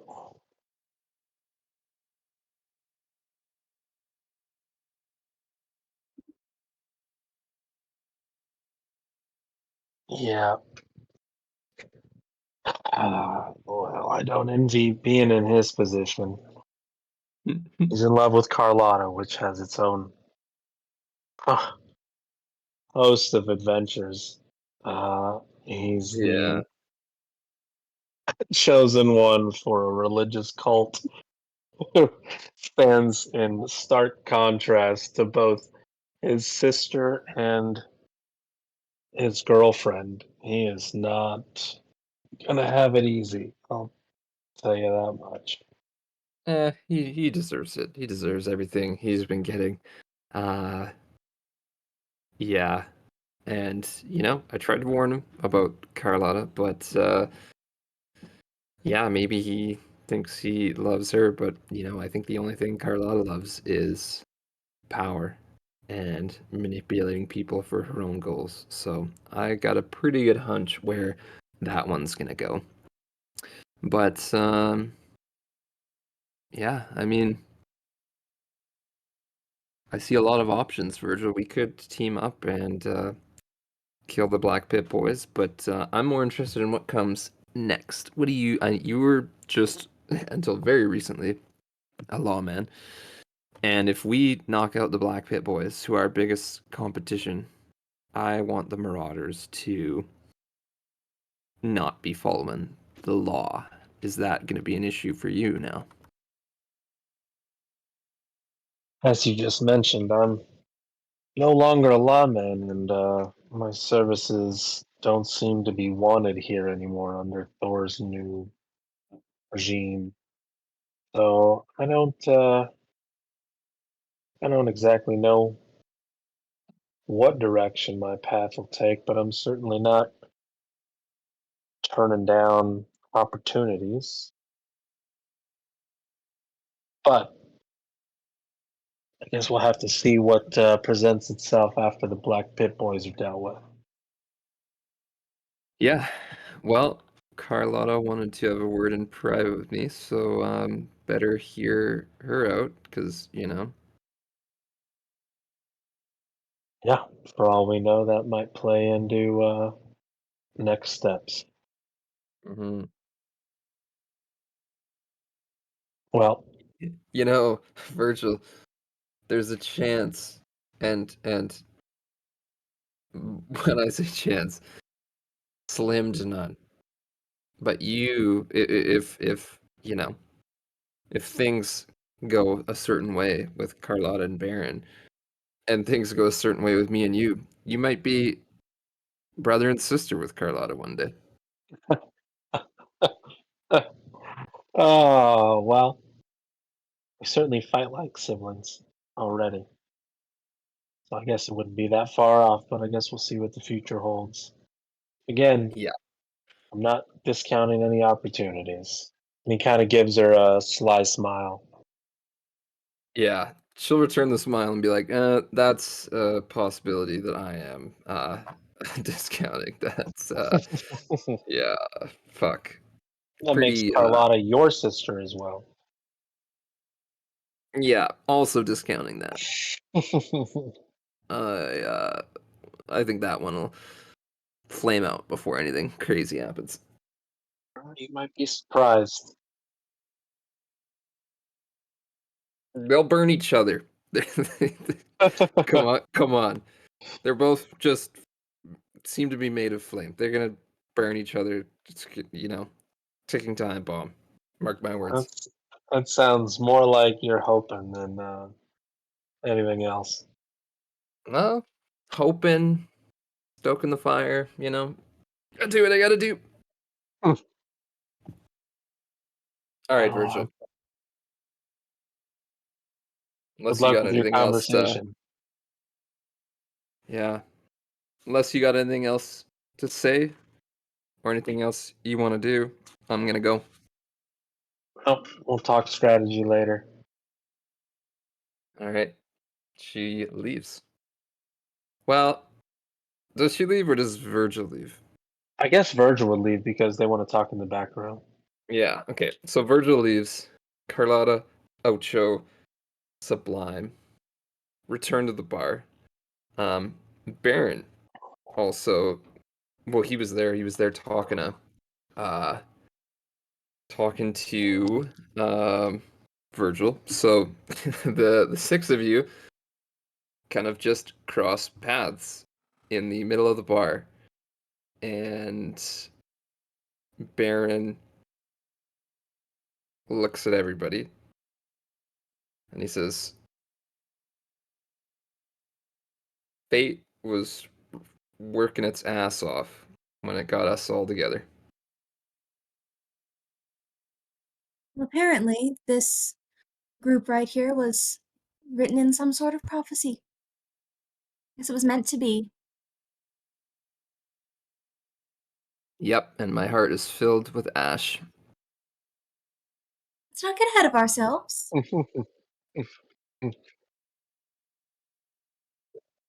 Well, Brielle's waiting in the back if you want to chat with her.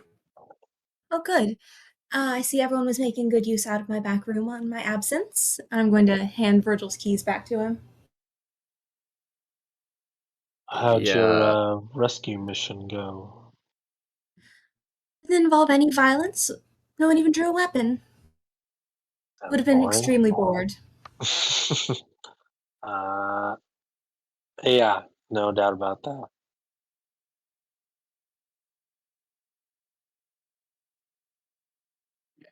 Well, you all know as where we keep the alcohol. Help yourselves. as Everyone Carlotta's but Virgil, it's on the house. Virgil lives here, so Literally live on the house. Wait, what about me?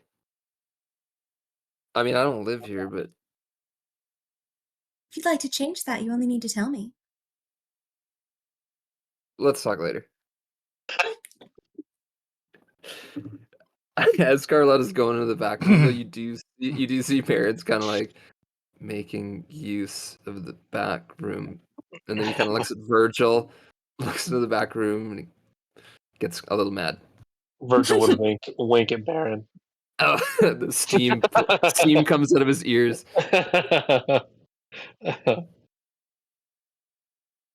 So we've got Sublime, Ocho, Virgil, and Baron somewhat together. Are you guys wanting to chat, or do you want to break up and talk amongst a smaller group, or what's up? Probably all chat, since the prophecy includes all of us. While we told Sublime, It's really Yeah, no, Brielle we need to kind of suss out. yeah. if she's a part of But Working on it. but Brett used the words crossroads to specifically describe her today, so I think it's it. uh, Yeah, I have a theory. yeah. I mean, that was what Brielle said. Right. Who knows who else is at a crossroads in Hope's Edge? Someone at a crossroads in a western? No. Yeah, I just liked the iconography. But yeah, Carlotta, you come into the back room, and Brielle is. Did Virgil? Yeah, I'm assuming. Yeah, he completely downed his drink before he left. Oh yeah, he never leaves the drink unfinished. Okay, well, Brielle topped up his glass and is sipping it No, all right. as Carlotta comes in. Yeah, I'll come in and sit down across from Brielle and say, "Oh, I'm so glad you were able to make it. How have you been?" So you're sitting in a chair at the table, and she comes around and she jumps up on the table. So she's sitting on the table, her legs dangling down, looking down at you, and she says, "I have been fantastic." I'm glad to hear it. Carlotta's not really phased by the looking down on her thing because Carlotta is very, very short. She's kind of used to that. Um, You I'm wanted not to sure how talk? much Virgil told you, but we seem to be having a bit of a problem with the Black Pit boys, and that seemed like something you and the Marauders might be interested in having a stake in.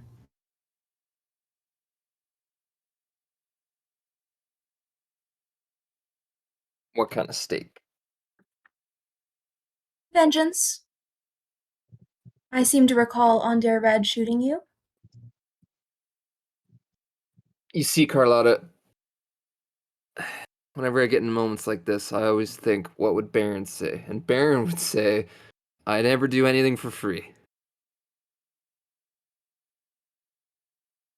Is that what he does? Does he ever say that to you?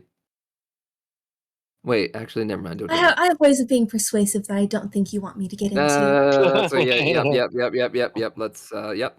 Uh-huh. And anyways, so yeah, doing things for free.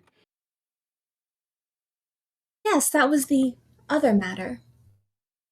I'm not sure how much Baron told you about some of the work that I've done in terms of keeping on the good side of House Galanda. They've been associated with the Black Pit Boys, but it seems that association has run its course, which means there's now an opening in Hope's Edge. Marauders don't do anything for free. I'd offer to pay you in a incredibly lucrative business venture. Escalanda is making more profit than they ever have before. And not all of that profit is on top of the table. There is a lot of opportunity for an established criminal organization to make truly absurd amounts of money if the right palms are greased. I'm very good at knowing who to talk to. Are you saying that not just your Dreamlily distribution, but Danton's Dreamlily distribution no longer needs to be something we fight the Black Pit Boys for? You're saying if we kill the Black Pit Boys, that's ours? You help us kill the Black Pit Boys, I'm offering you a monopoly on Dreamlily. As far into the region as you can extend your reach. I think that's worth a little something, don't you? Well, I mean, Virgil's cute, but your offer beats his by fucking 10 times. That is something your brother said. Hmm. So, do we have a deal? Or did you want to continue to discuss terms?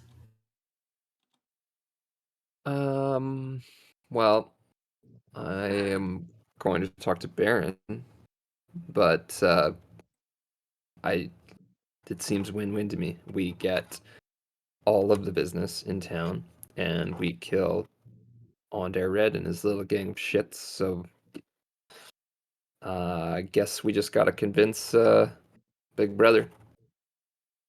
Should be I easy think for if we you. remind him how Onder Red nearly killed you, he'd probably play into a bit of guilt. Guilt because he then tried to bargain my life. Yes, I wasn't sure how much of that you were conscious for.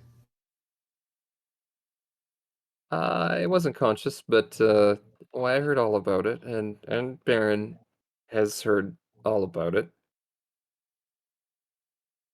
But Yes, again, I think we can attempt to avoid a repeat of that incident if Onder Red is dead.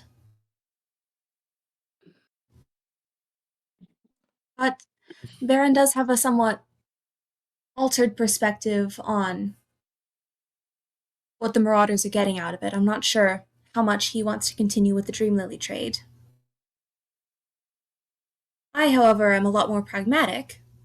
I know that the Dream Lily trade is going to continue. We might as well benefit from it. well, Baron was a very pragmatic man. So that being said, again, still, if I start doing stuff behind his back, especially big things like this, it's not going to end well. Oh, I don't think we should do things behind his back. I do think it might be a good idea to give him the option of not knowing certain things. If he wants to turn control of the Marauders over to you, he doesn't need to know, if that's what he decides.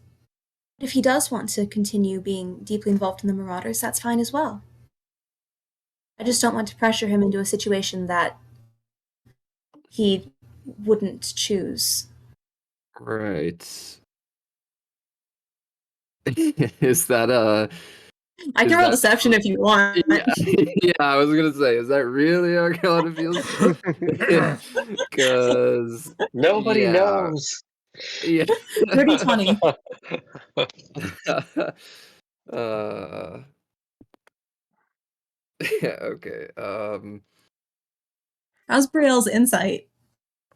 Um she says,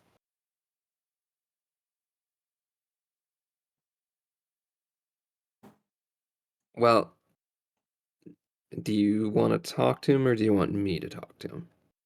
Because I guess I would try to pressure him into things he doesn't want to do. You say you don't want to, so if you have a, some line of thinking you want to go down to, uh, inception the idea in his head, make it not his idea, but whatever the hell you do, Carlotta. Uh, if you want to, if you want first crack, then by all means. Well, Brielle, I know that things between us haven't necessarily always been smooth sailing. And you and Baron and the Marauders, it's your thing. I don't want to cause any problems with that. I'm not trying to push you out of anything. I don't want to give that impression. I really do care about your brother. More than I'm entirely willing to admit to myself at the moment. I don't tend to care about things other than myself, so this is all a bit new. Yeah, I don't know if I believe you, but the thing I do know is that whether he said it to you or not, Baron feels that way. And always a family's duty to protect family, and I just see a lot of potential. This isn't just some big city romance. If things go south here, we're talking. There's a lot more on the line than just a love story, Carlotta. So I don't know. I just put your money where your mouth is, and we'll see what happens. But as far as business goes, business has always been good between you and the Marauders, as far as the Dream Lily and whatever other business you want to do. So, in regards to business, I'm in. So, talk to Baron and see where that's at, and we'll go from there. I will. But I also wanted to talk to you about one other thing. I think we're both aware that Virgil and Baron both have a bit of a blind spot when it comes to Thorn. But I wanted to know your opinion on the Mayor of Hope's Edge.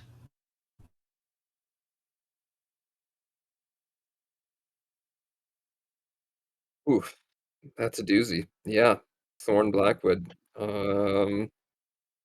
Probably the only person I've ever met that Baron will bend over backward for, other than now. It seems like you're getting very close to that level. Uh, Thorn adopted us. From what So, I hear, he also turned you into child soldiers. yeah, that was more Baron than me. But I don't really blame Thorn. We were losing a war that had lasted 100 years. So we all pretty much just lived and breathed war. But just, I guess, yeah, no, that's where I'm coming from, is that Thorn is the closest thing Baron and I will ever have to a father. And it's really hard to turn your back on that. We did it once to leave him, start the Marauders, but it was really tough, and he's always been a little bit more fixated on Thorn. Sorry, on Baron than me, I guess fathers and sons, but yeah. What are you proposing? What's your thoughts? Currently, I'm just proposing that we keep an eye on Thorn. I'm worried that he might not have Baron and Virgil's best interests at heart. Before Virgil stabbed him in the chest in front of the entire town, moments before that happened, Thorn betrayed Virgil and lied about the results of the sheriff's election. And from what I hear, that's not exactly out of character. Thorn is more than willing to cut corners, and if those corners are people he professes to care about, then so be it. I just don't want to watch Baron get blinded by that again. Well, We might you not necessarily always be on the same page about things, but I think both of us want to keep Baron from getting hurt. I hope that's true, and I will say, Carlotta, when it comes to Thorn and Baron, you got your work cut out for you. Um, the other thing I'll add is, when it comes to Thorn, he is a soldier. He always has been, and he can be pretty single-minded. I think you've probably seen that when he came to Hope's Edge. From what I hear, he wanted to make it safe here. He wanted to give his people a new home. That was his fight. I think he lost his way because there wasn't someone to go shoot every day. But it seems like he's got a new fight, and I don't think you're gonna deviate him from that path. If he smells evil, he's gonna fight evil. And from talking with Baron, it doesn't sound like that's the worst avenue to take. I think there is evil that we're gonna have to fight, but I'm gonna make money doing it. So that's all I'll say. Yes, I'm just worried that Silver Flame's definition of evil might not match our definition. I tend to think of evil as world ending massacres, that sort of thing. I get the strong impression that Solara and the other Silver Flame zealots think of evil as Dream Lily sales, for instance. Well, I guess I don't disagree, but the one thing I'll leave you with is that when it comes down to what's evil and what's not, I'd say Thorn has a pretty good sense for that. And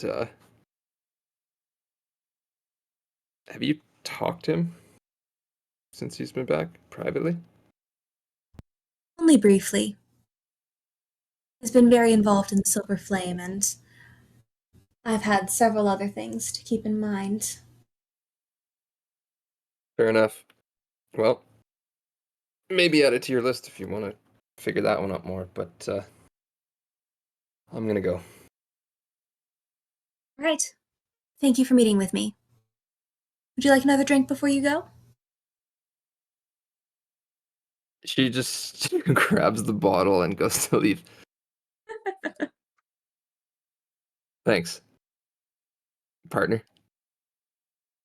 Of course. Ocho, what are you doing? Do you what's on your priority list? Do you want to talk to Siete, or what do you want to do at the bar? If he's there at the bar with everybody, he would want to ask if we have a plan to stop the dragon shard mining yet. Um, Sorry, who do you want to ask your brother that? No, I didn't want to ask like Carlotta and Virgil. So I Sorry, thought yeah, that was got still it. kind of on our to-do list.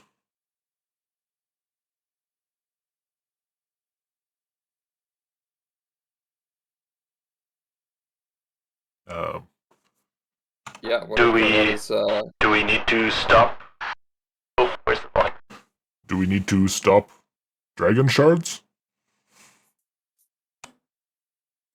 That's a toughie without going to outright war with the dwarves.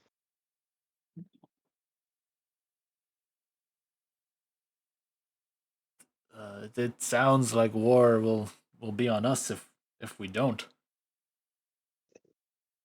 I guess you're right there. War either way, from the outside or the inside, but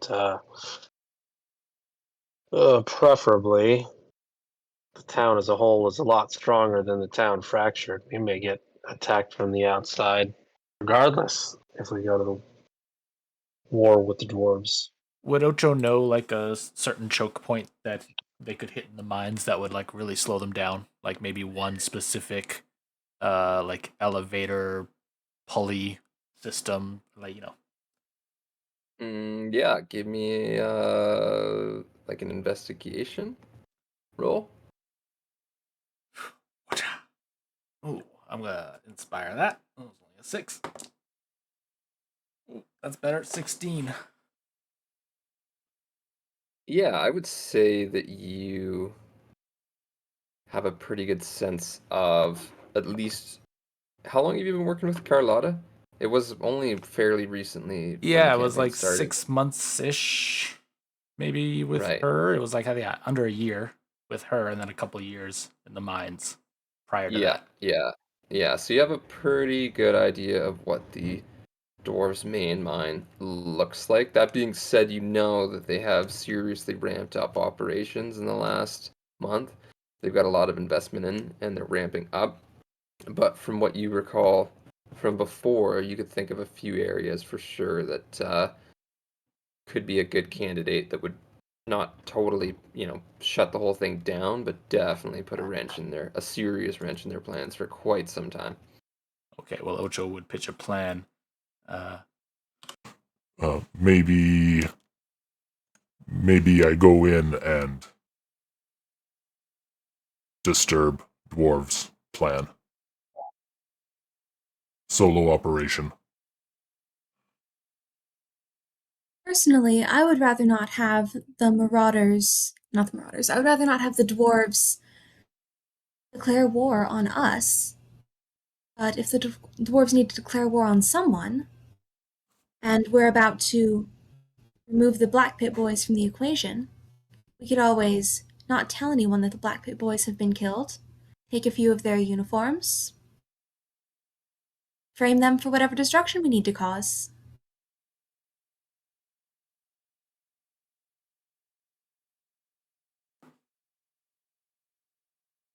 I don't not like that idea. Of course, Any my plan with the retribution that the dwarves have. plan with the Black Pit Boys involves scorched earth. Crucifying people? That is not off the table. How about you crucify Onder Red and say the rest of them got away? And then it would be entirely justifiable why they would destroy the mine. Revenge. I guess I don't hate that idea. Oh, you flatter me.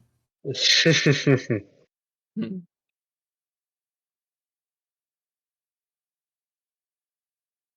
I'm not opposed to getting in the way of the mine's operations. I am opposed to the dwarves knowing it was us. That's about where I come down on that.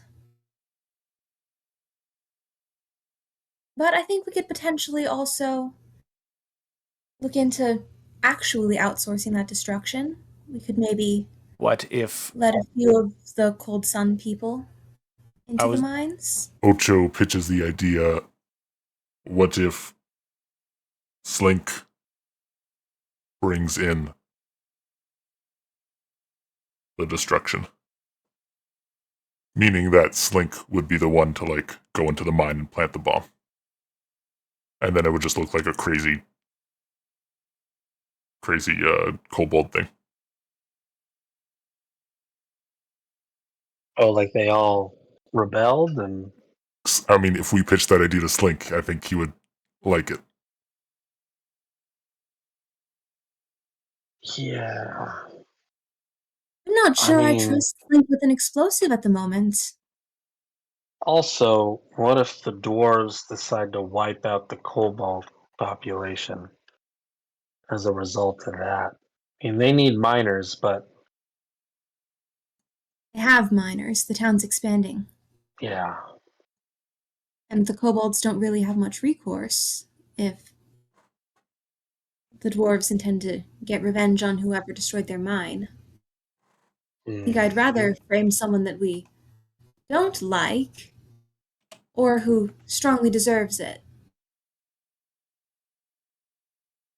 Kobold's been getting framed all around.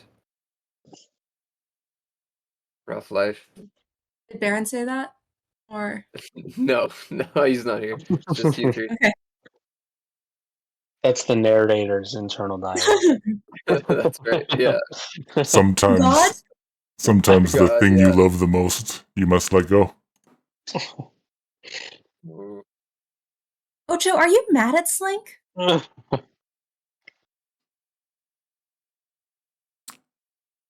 No, Ocho just wants to stop the shards at kind of, fastest way possible here.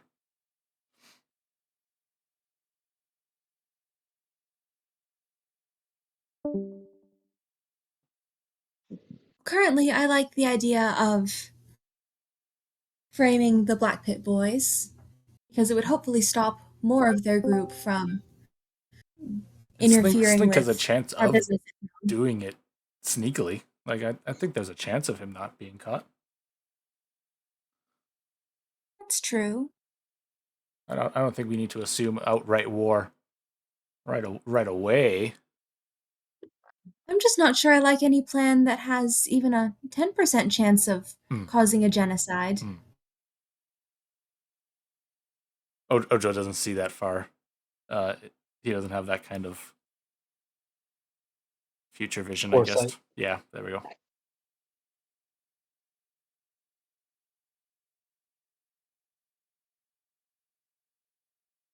I can't say I don't hate the Black Pit Boy, framing the Black Pit Boys.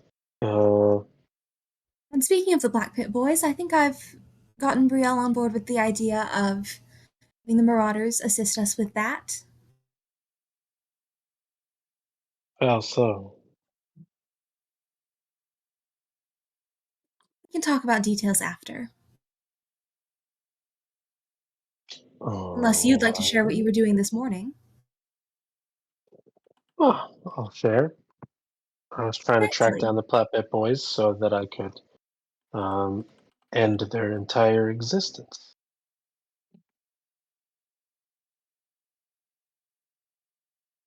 All right, we've made that happen. All we need to do is get Baron on board. Can't see him hating the idea.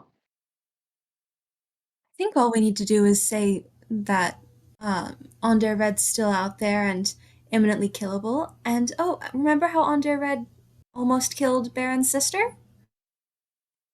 I I do think remember revenge that. is available.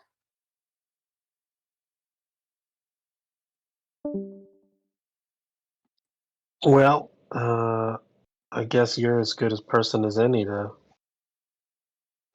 convince him of that.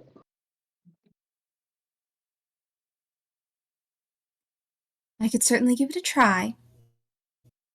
I'm sure you'll do And your best. and Virgil, have you had any additional luck in finding out who our sixth prophecy person might be?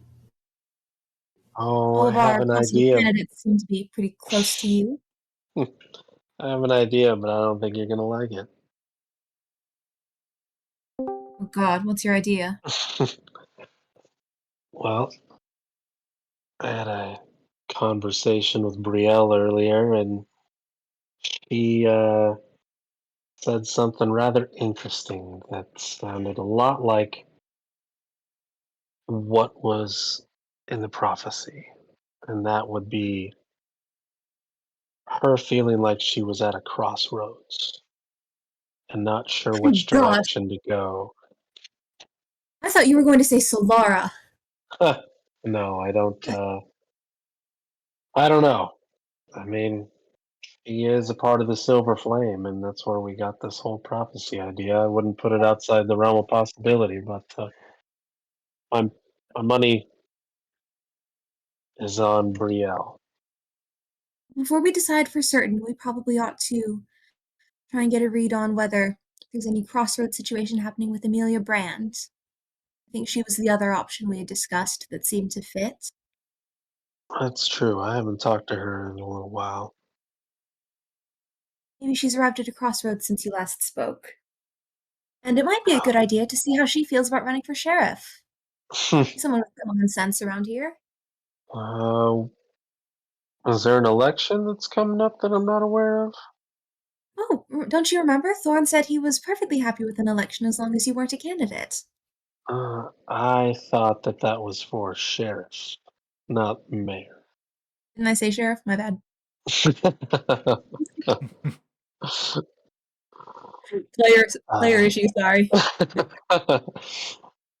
I I don't think I've talked to Amelia since Thorne's been back around. I wonder what her place in all this is. Wonder how she feels about the flame. That could present a crossroad. Yeah, well, I don't think Garrick would have been a fan of the flame, but I don't know.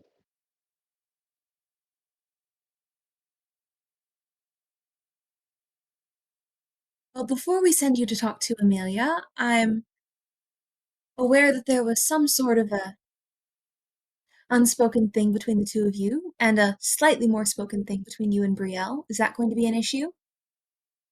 On Amelia's end, maybe there was something unspoken, but on my end, I would like to keep a very respectable distance in that regard from my former best friend's widow.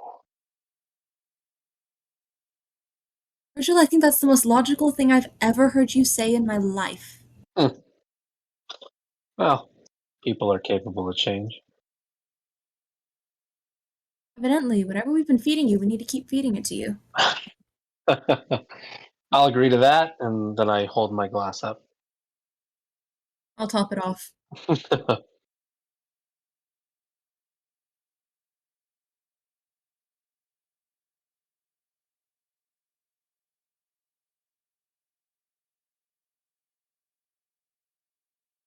I think we're all in agreement that Ondervad and the Black Pit Boys, their days are numbered, preferably in the single digits.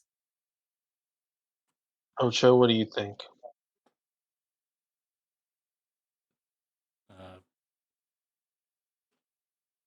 Black Pit Boys, no longer. And then Ocho shakes his head. No, wait. Let's do that. Black Pit Boys. And then he just like, yeah, it's late.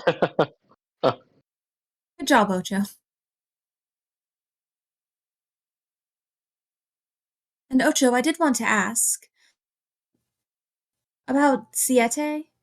You trust him? Absolutely. He knows something about my past that is unknown.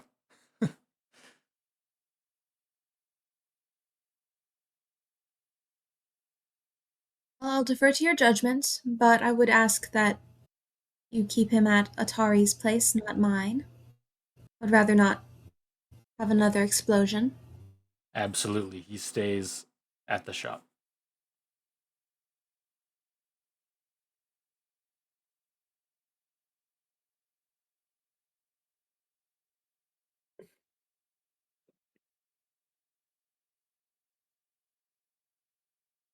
So, question: how keen is Virgil on chatting with Amelia? Yeah, he would probably after that want to talk to her and see what she's been up to. Sure. No, sounds good. And does Ocho want to go chat with Siete, or is there more business to conduct? No, you definitely want to go chat with Siete. Okay, let's do that first, because yeah, we've been chatting a lot with Carlotta and Virgil. So, Ocho, you return to the shop and find your brother. I think is you like, oh sorry, is Sublime joining as well, or is it just you? Yeah, let's bring her along.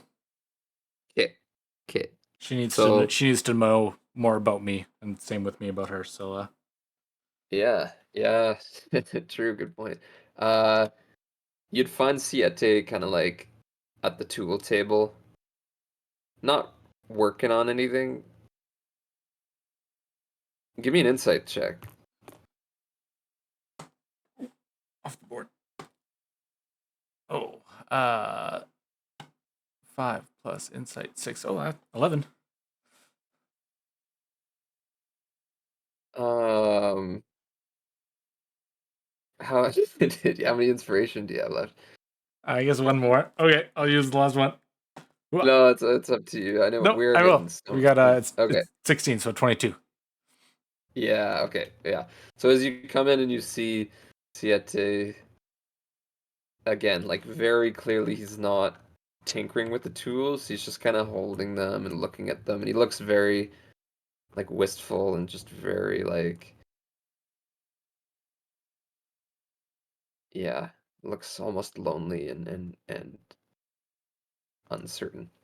Oh, what's on your mind, brother?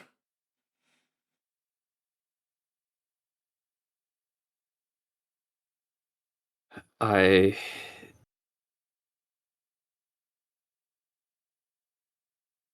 I um I'm scared.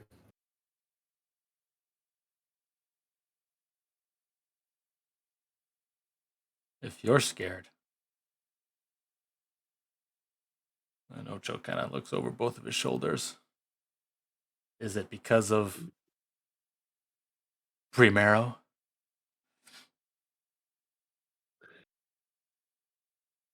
No. It's whatever they did to me, Ocho. It's my body is I don't have much time left. I can tell. This whatever they've done, they tried to make me more powerful. They put something inside me. And unfortunately,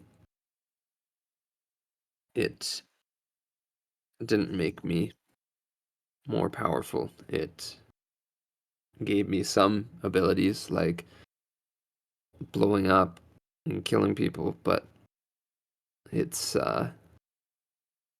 it's going to be the end of me soon. And what happens to a Warforged when it dies?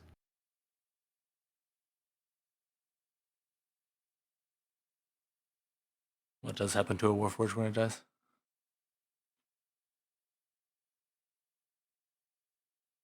I guess that's the that's the question. Who knows? He yeah, he looks at you and says, "We're not. We're created. Do we? Do Warforged have a soul?"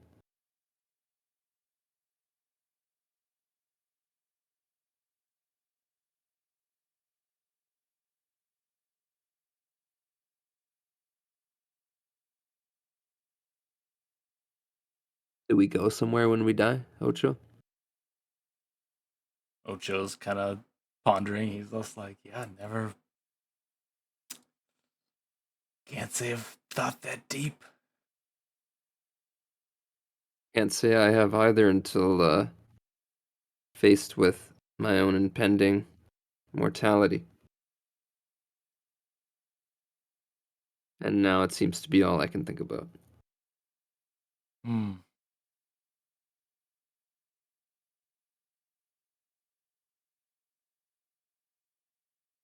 What? Oh, I don't even know.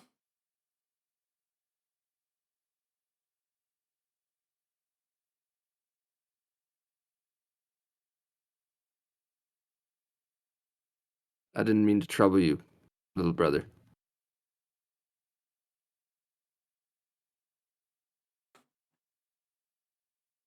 Um,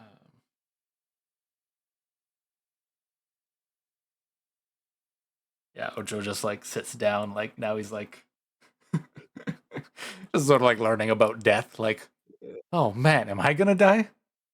Am I gonna die The one day? robot in existential crisis. Yeah. Yeah.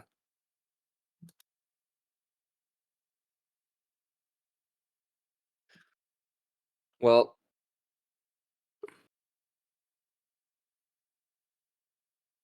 I know that what they did to me failed, Ocho, but we need to know what they did to you.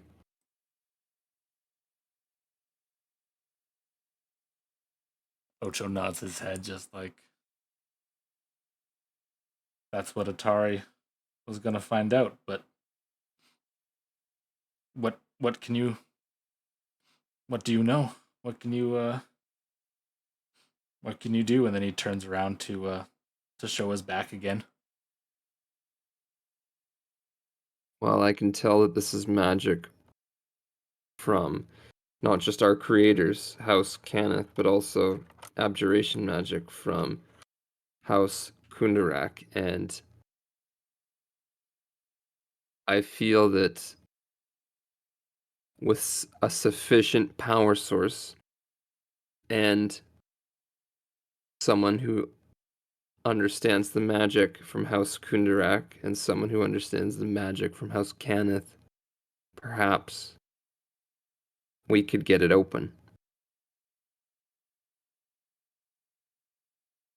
But it would have to be a big power source. Like a stash of black dragon shards.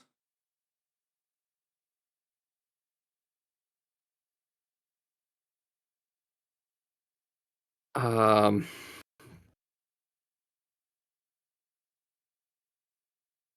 could be, but that would be worth a fortune. And if that's what it's worth to us, then we could try, but Ocho's just brainstorming here. He's just we we what do other have time power to think. sources do you know of? Yeah. Give me I don't know, some kind of roll, whatever you feel would be like appropriate to like kind of consider that.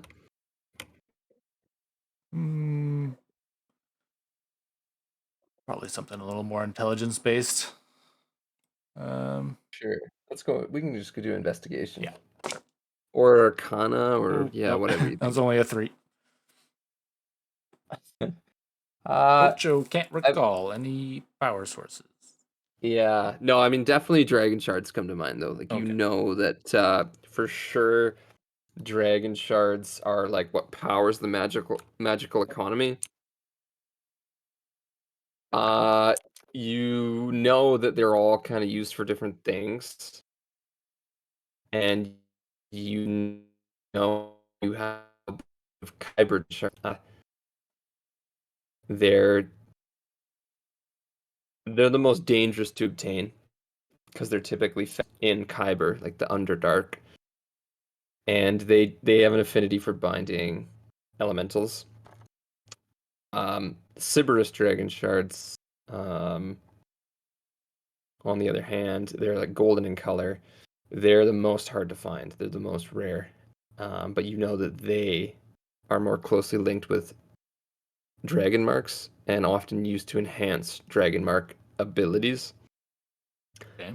Whereas Eberron shards, the most common red ones, red and pink, they're used for creating magic items, and just kind of general use components for spellcasting. But just based off your knowledge of shards, you know that Sybaris dragon shards, the gold ones, would be a lot more useful for what he's proposing than the Kyber shards that you have, but it's not off the table for sure.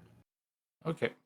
Ocho puts that in the back of his mind, but okay, so they would need a crazy power source to open his back and potentially some other people. Ocho would ask if his brother has enough time to be around to think that he could help him with this. I hope so, Ocho. And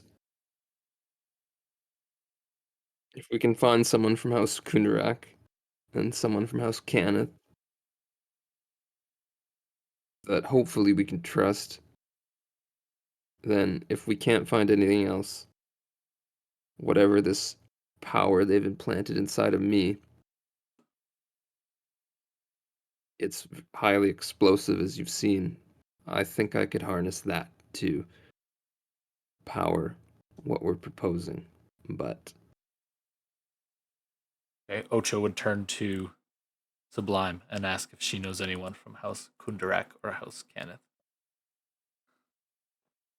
she would say she knows Freya, the bank manager, but she does say that Freya's not a dragon marked member of the house. She's just a scion of the house. She never manifested a dragon mark. Um, Obviously, she mentions Atari was a dragon marked member of the house, but unfortunately, she's not here. I don't know how much she would know, but you would know that Atari's father also was a dragon marked. He has a dragon mark too. His name is Pano for short. I think his full name is like Panayote. something. Anyways, Pano de Kundarak. House Cannith. She can't think of. Well, she's not thinking of this guy, but you remember there was like a House Cannith salesman at one point trying to sell you on Oh yeah, like dishwashers. dishwasher. Yeah. Okay, He Ocho might would still. think like, okay, when's the next time that guy is gonna come to town? But Yeah, I forget his name, but he had a pretty like. I think he was like. Yeah. Anyways, yeah, he could be around though. Again, he's like a pretty greasy salesman vibe you got. So if that's who you want to trust with, but no, I mean he potentially, might know some more House Cannith people. yeah. Yeah. But Sublime would say like in her time spent in New Throne, which is like the capital of New Galifar, which is the king of Kabara, um, who doesn't have control over Hope, the region you live in, but he's kind of that kingdom kind of controls the northern part of Kabara. That's the big city where Sublime used to live. She says that there was definitely like a House Cannith like enclave there, but it's a long ways, a couple Yeah. weeks from here. Okay. But Yeah. cool. Yeah, hell yeah. Okay. Let's Virgil, do you want to pay a visit to Amelia? Yeah. Sure. So she I guess she's living at her house. Her and Garrick's house. Okay. But yeah, you'd find her there and she'd look a little. Give me an insight check. All right.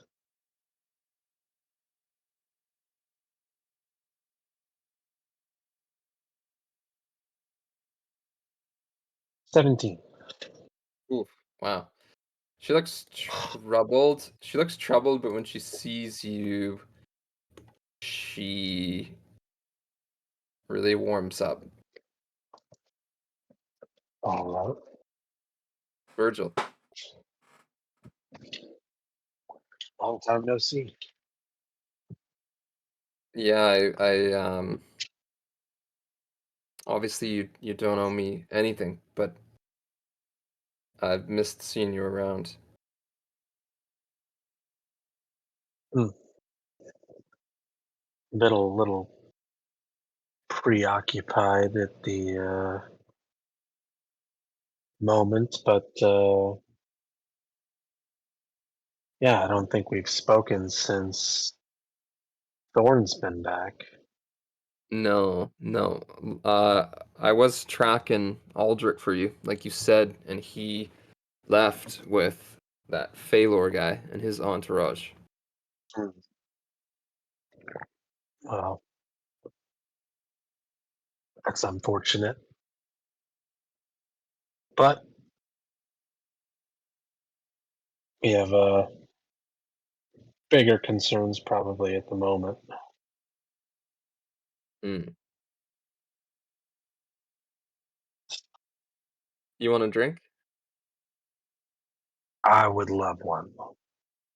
She'll pour you like a stiff drink. I'm sure you would have spent lots of nights over hanging out with Garrick, and she knows your drink, and she pours it stiff. I think, yeah.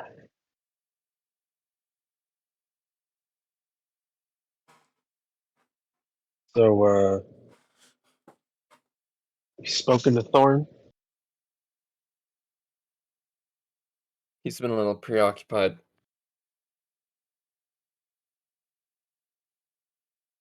Oh boy, hasn't he? Mm. Take it you heard I'm not the law around here anymore. I heard, and well, I can't say I feel too good about that. I always felt safer with you looking after me, looking after us.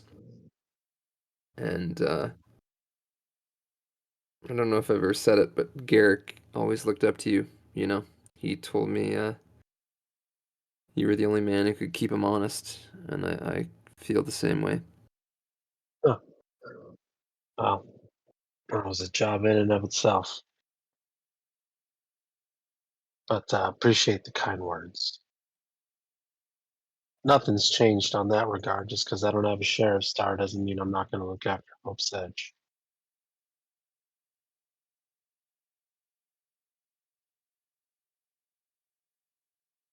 Albeit just in a different way. I appreciate that. What's got you troubled?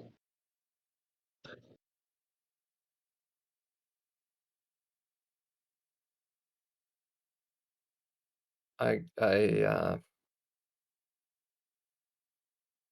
guess I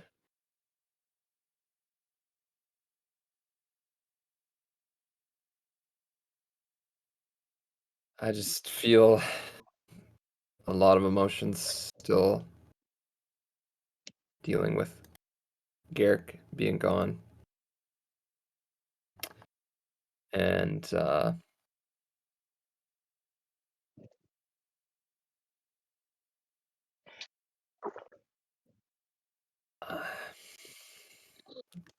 she takes a drink.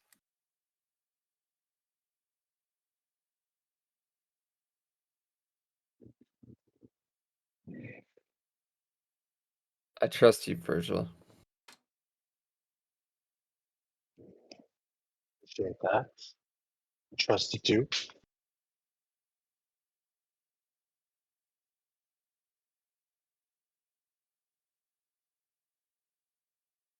He'd want you to not dwell on his passing. I know that he always told me that he wanted you to find something out here that you just kind of always felt that you never really had a lot of purpose after the war. You just kind of wandered from one fight to the next, and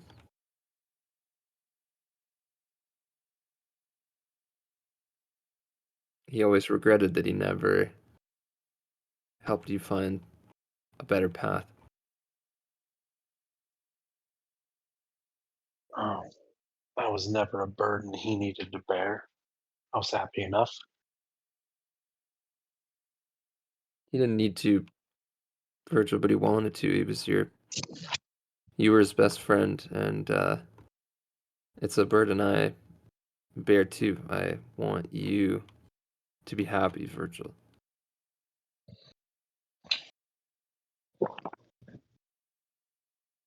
Well, I appreciate that. I'm happy enough. Feel like I got a little bit of control back.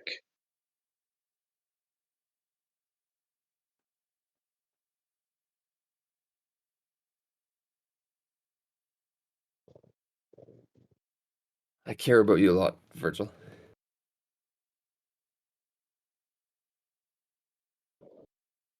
All right.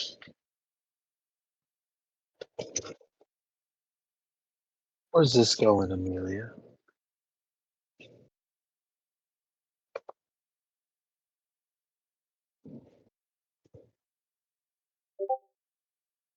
I don't know. I guess I just feel a little torn.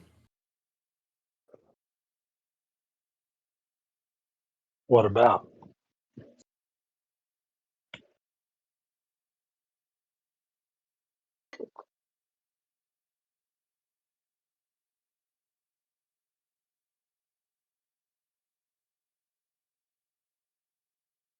I I guess I got something going on, and I guess on one hand I could go talk to Thorn about it, but on the other hand, I could talk to you about it, and I don't really know which way to go. Amelia, would I be so intuitive as to say that you feel like you were at a crossroads. Well, I don't know about that, but not certainly a possibility. Well, that's just perfect. Why don't why don't you tell me about it and I'll see what I can do.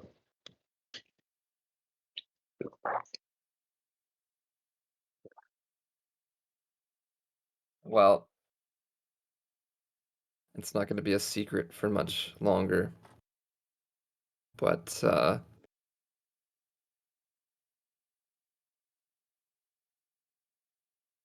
I I'm pregnant.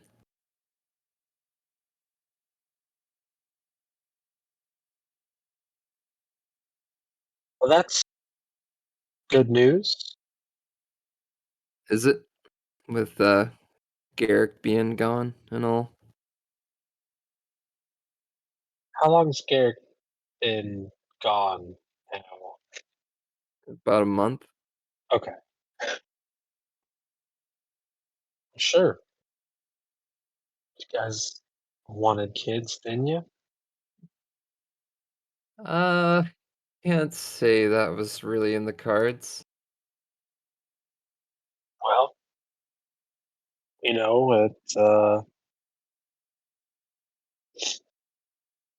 it's good that he has a legacy now, you know?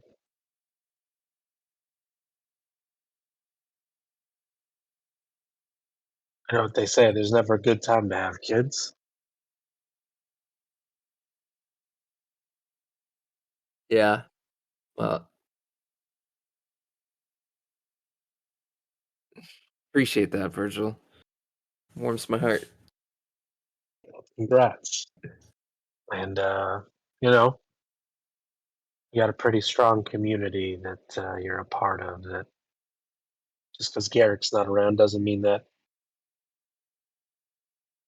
baby won't be supported by all sides. I think you should tell Hmm. Thorne too. Sure, he'd be happy to hear it. I yeah, it's all nice and well when it comes down to people helping out, but if there's anything I know, Virgil,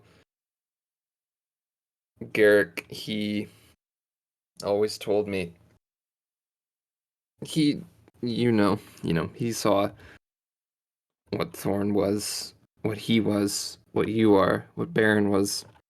And he always said it's a hell of a lot easier to build strong children than repair broken men. And I just worry that if this boy doesn't have, or girl doesn't have the right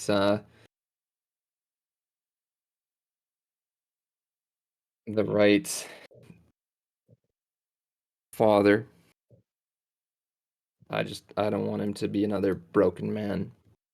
And you were Garrick's closest friend, Virgil, and you don't have to be anything you don't want to be, but it would mean the world to me just to know that you're there. Of course. You and Garrick were practically family.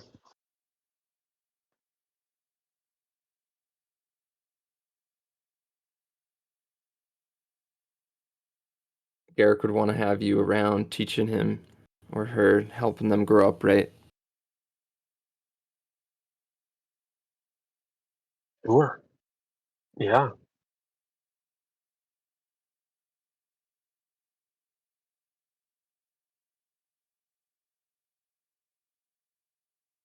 Sorry, it's been a lot to deal with. I maybe maybe you should go. I should get some rest. Ah, yeah. Of course. Uh, it's gonna be okay. I don't throw that line out very often. Uh, Certainly with everything that's been happening. Oh, that's a bold statement, but it's gonna be okay.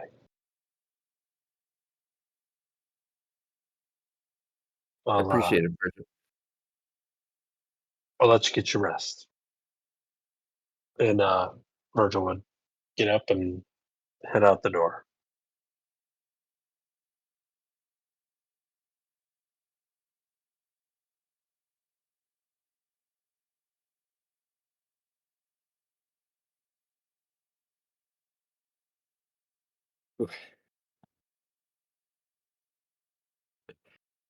Which brings us to Carlotta as we uh, come to close to the end for tonight. Baron kind of smells a little bit like alcohol.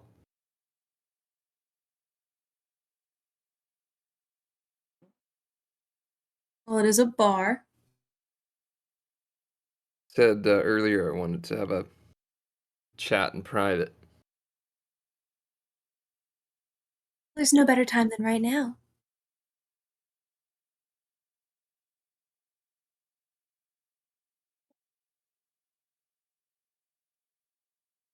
And I'll Did lead him you? into the back room. Yeah. Uh, when you're there, I'd say give me an insight check. Okay. Insight. 10. I'm gonna inspiration that. Yeah, sure. 11. I'm gonna inspiration that again. Ugh, 11. He let's just say he looks troubled. What's the matter?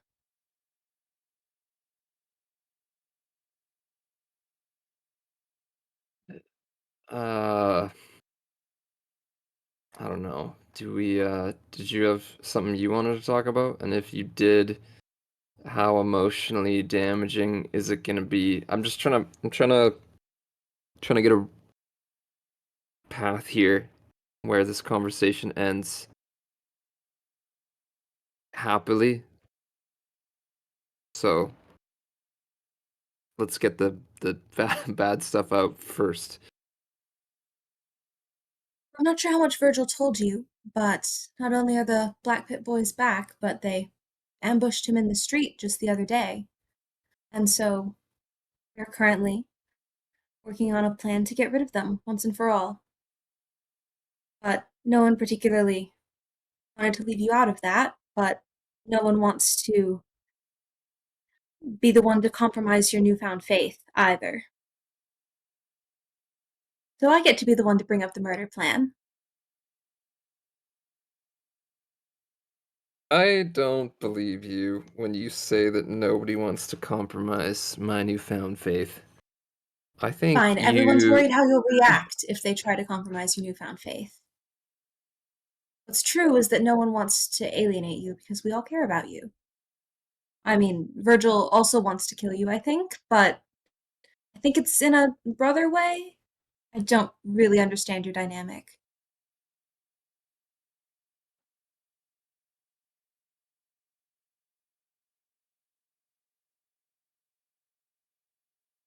Yeah.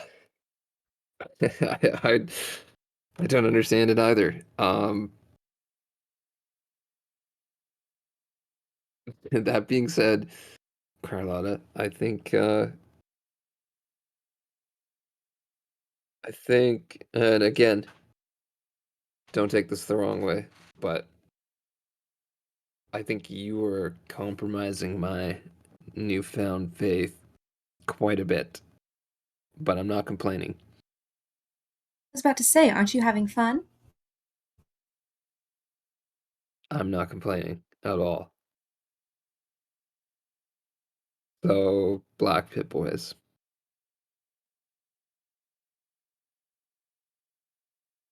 I'm assuming that's what you talked to Brielle about. Yes.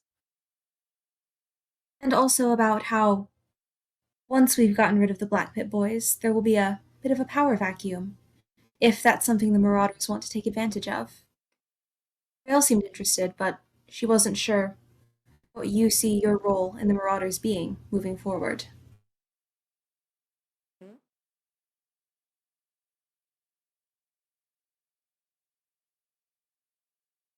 What do you think? I think that Marauders have never been stronger than when you and your sister are united, True. and I rarely see you happier than when you're with your sister. Other than when I'm with you. I said rarely, not never.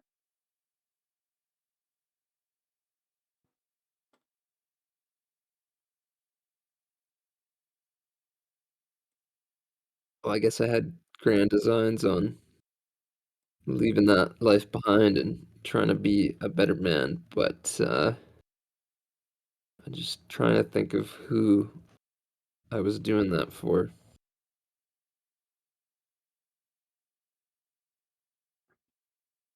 I think, given that we're part of a prophecy to save the world, we're entitled to making a little bit of profit along the way, personally. Being a part of this prophecy is frankly terrifying,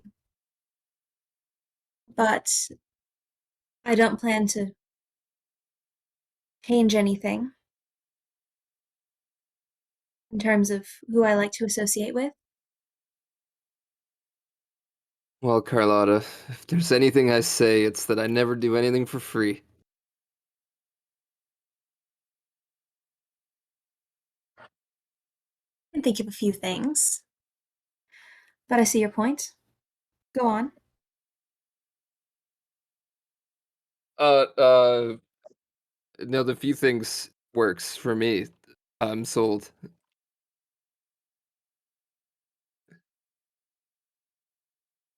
Wait, wait, negotiation 101. Okay, never mind. Uh, Are you sure you used to run an outlaw gang?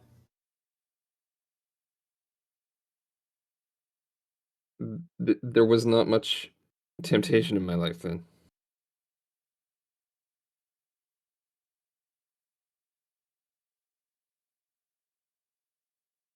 I get that impression. Okay. Uh, You were saying about negotiation?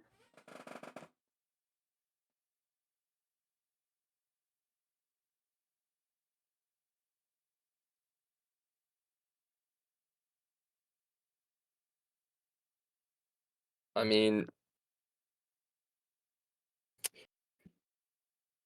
I don't think there's anything to negotiate between you and I. Uh,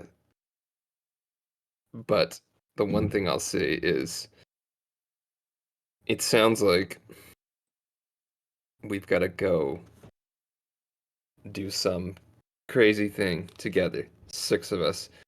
We need to be a team. We need to be united. We can't be worrying about putting knives in each other's back. And if Virgil, obviously, number one priority for Virgil, kill the Black Pit Boys. Brielle, I'm sure she was on board for this new business arrangement, making money. And maybe I have moral qualms about this, but if it's something that we can all do together to unite us, then to me, we have to do it. And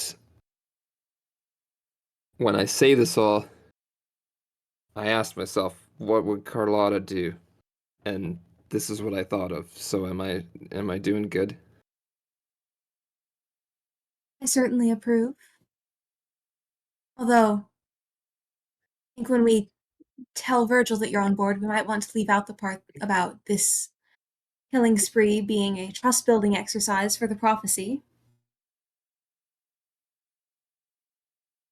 Well, I will leave that part out then.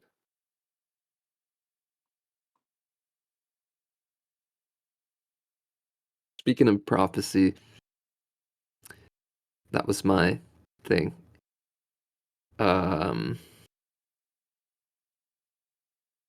much as I want to build trust with Virgil, to me, after reading it over, the prophecy seemed pretty clear that the one with silver in their path and the one with a heart chained to darkness need to make a choice.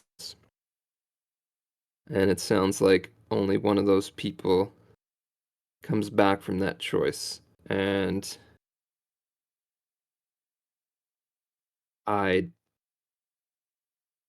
with Virgil, with a heart chained to darkness, I don't know if I trust him to make the right choice in that situation. He's corrupted, and I can't help but feel like he's being corrupted for a reason. And I would gladly be the one to make that choice and give myself. It was what all of my forebears before me have done in the Silver Flame. It's always been a Silver Flame giving their lives to bind an overlord. And I've talked a lot about things that have scared me lately. And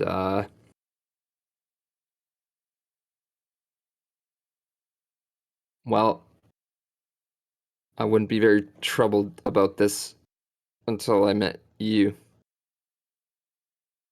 And now, I guess if it comes down to me or losing you for the end of the world, well, I've got doubts.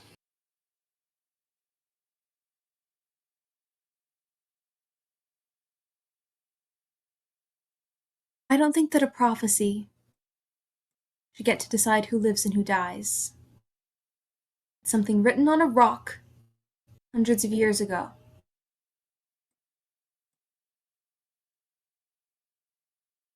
We're all here now. And I don't know what's happening to Virgil. I don't know what kind of choice we're going to be faced with. I know that I want you and me to come back from that choice. Together. Alive. I know out here in Hope's Edge, we've all lost a lot. And everyone would be stupid to think that we'll never lose anyone again. It's dangerous out here, but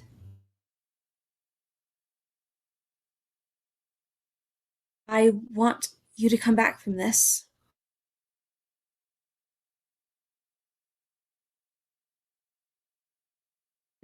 I don't want you to become some sacrifice for the history books. You deserve more than that.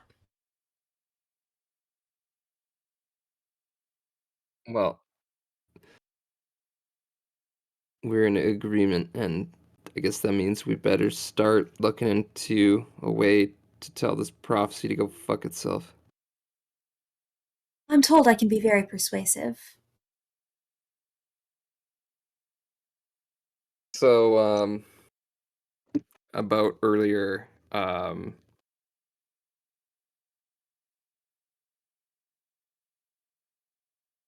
I moving in?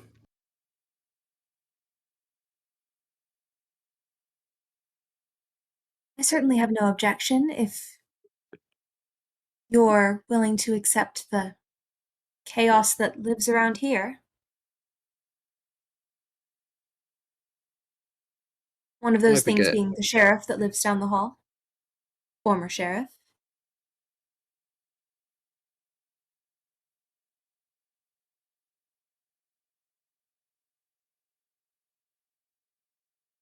for you, I'll deal with Virgil. And that Without might be the bloodshed? most that might without bloodshed, that might be the most romantic thing I've ever said and ever will say.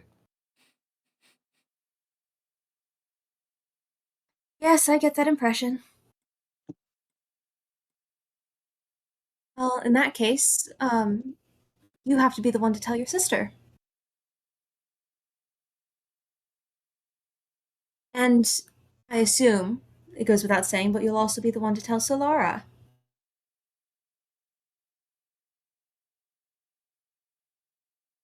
If I die before I come back,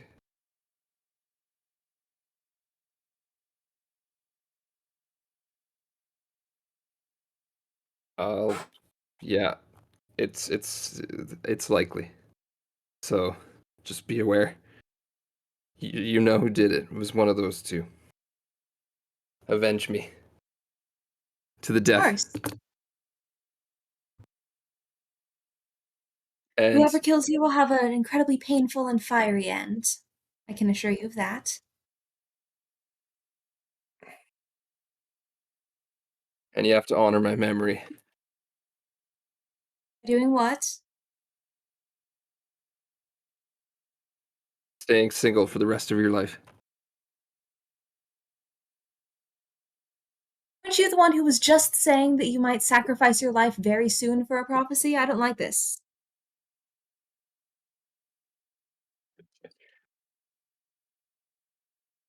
Hey, I've already let you move in. Fire you Genasi picked don't like to you settle. you picked me. All right. Let's Virgil. not get ahead of ourselves. Virgil, the last thing, as you find sleep with a lot on your mind, you see this vision. You see this dragonborn. He has black scales, and he's tall, 7 feet tall. Dragonborn, rippled with muscle, glowing, kind of reddish eyes, and he's holding an axe, two-handed axe, and the head of it seems to be carved from a dawn shard, these white dragon shards with the orange ripples, the one that seemed to represent the silver flame. He's wearing an amulet around his neck that has same thing, it's wrought of this dawn shard. And he's standing in the jungle, standing guard over a pit. And in the vision, you see what's in the pit. And at the bottom, piled, is hundreds of gray dusk shards. And he is standing vigil over them. And that's all for tonight.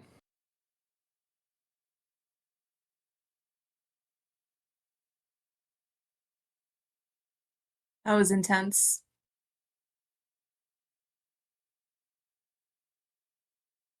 I wonder Woo. if Virgil would know where that is in the jungle, I'd or if it say exists. I'd say you get a sense that while it's not close, it's also not far. Hmm.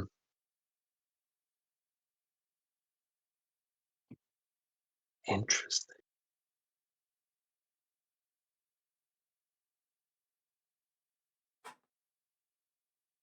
That was a We're lot so of good at stuff. making in this enemies. session. Oh, we are not friends, but enemies. Definitely Frenemies. frenemies. Doing all the work on making the friends. Yeah, That's right. true. Gotta I am not helping. counterbalance Virgil's Yeah. enemies. I'm gonna- I think Ocho wants to work on a list of icebreakers for the group to get it to know each other better.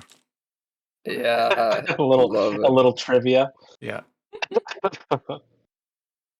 We're walking to massacre the Black Pit Boys, and Osha's just like, "What's everyone's favorite ice cream flavor?" So if you're deserted on a desert island, what 3 things do you bring? Right. What books would you keep with you forever? Damn. That's gonna be such an interesting road trip. Yeah. Well, I'm gonna spend the week emotionally decompressing from having a fucking existential crisis about dying to your dead best friend's widow is having a baby and obviously wants you majorly involved to people having to sacrifice themselves forever and lose the ones they love. And drug deals. Oh my. Yeah, Virgil was getting the sense that she was basically asking him to be the dad, and Virgil's like, I don't know what the fuck to do with this. I'm gonna go. As soon as she said, you should probably go, I need to get some rest, Virgil was like, okay, good. That's a lot to process. That's great. Yes, let me out of here. Yeah, I think she was having the same thoughts. Amelia really needs to roll an insight check to see that Virgil's turning evil before she makes him her kid's godparents. Right.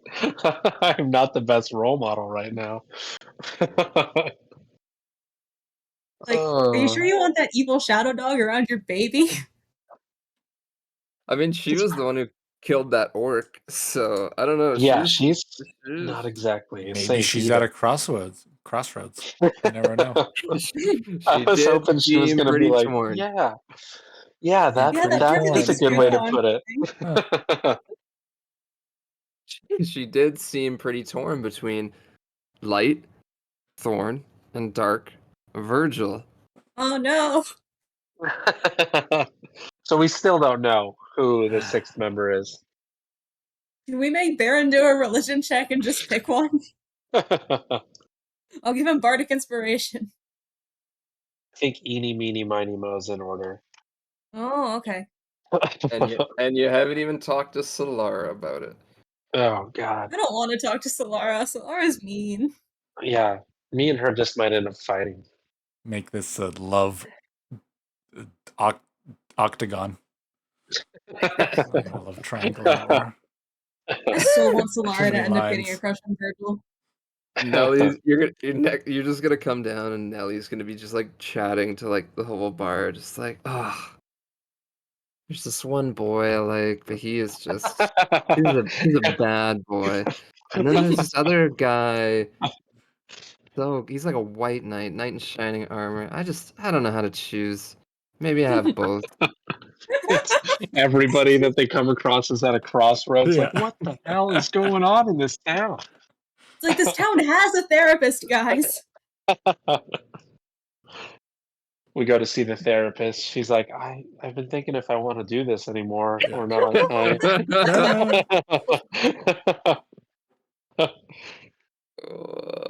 Yep.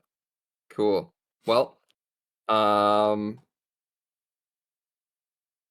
yeah. So next time sounds like the Blackfoot Boys are top of the agenda, so we'll have that cooked up and ready to go. But again, all of your other leads and everything's on the table. Reginald and his mine.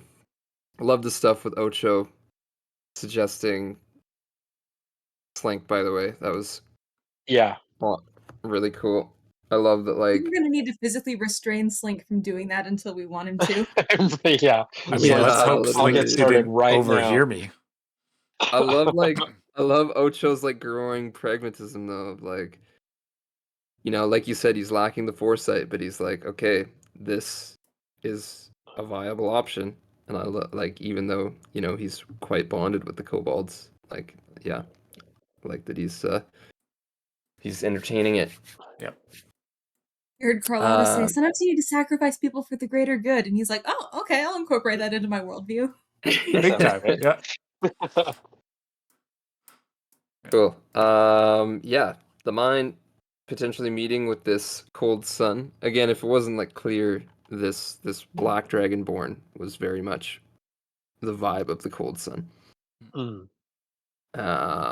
So potentially meeting with this person who might have a shit ton of Virgil's crack.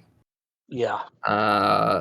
Siete and his thing. Anyways, all on the table as we in the next few weeks.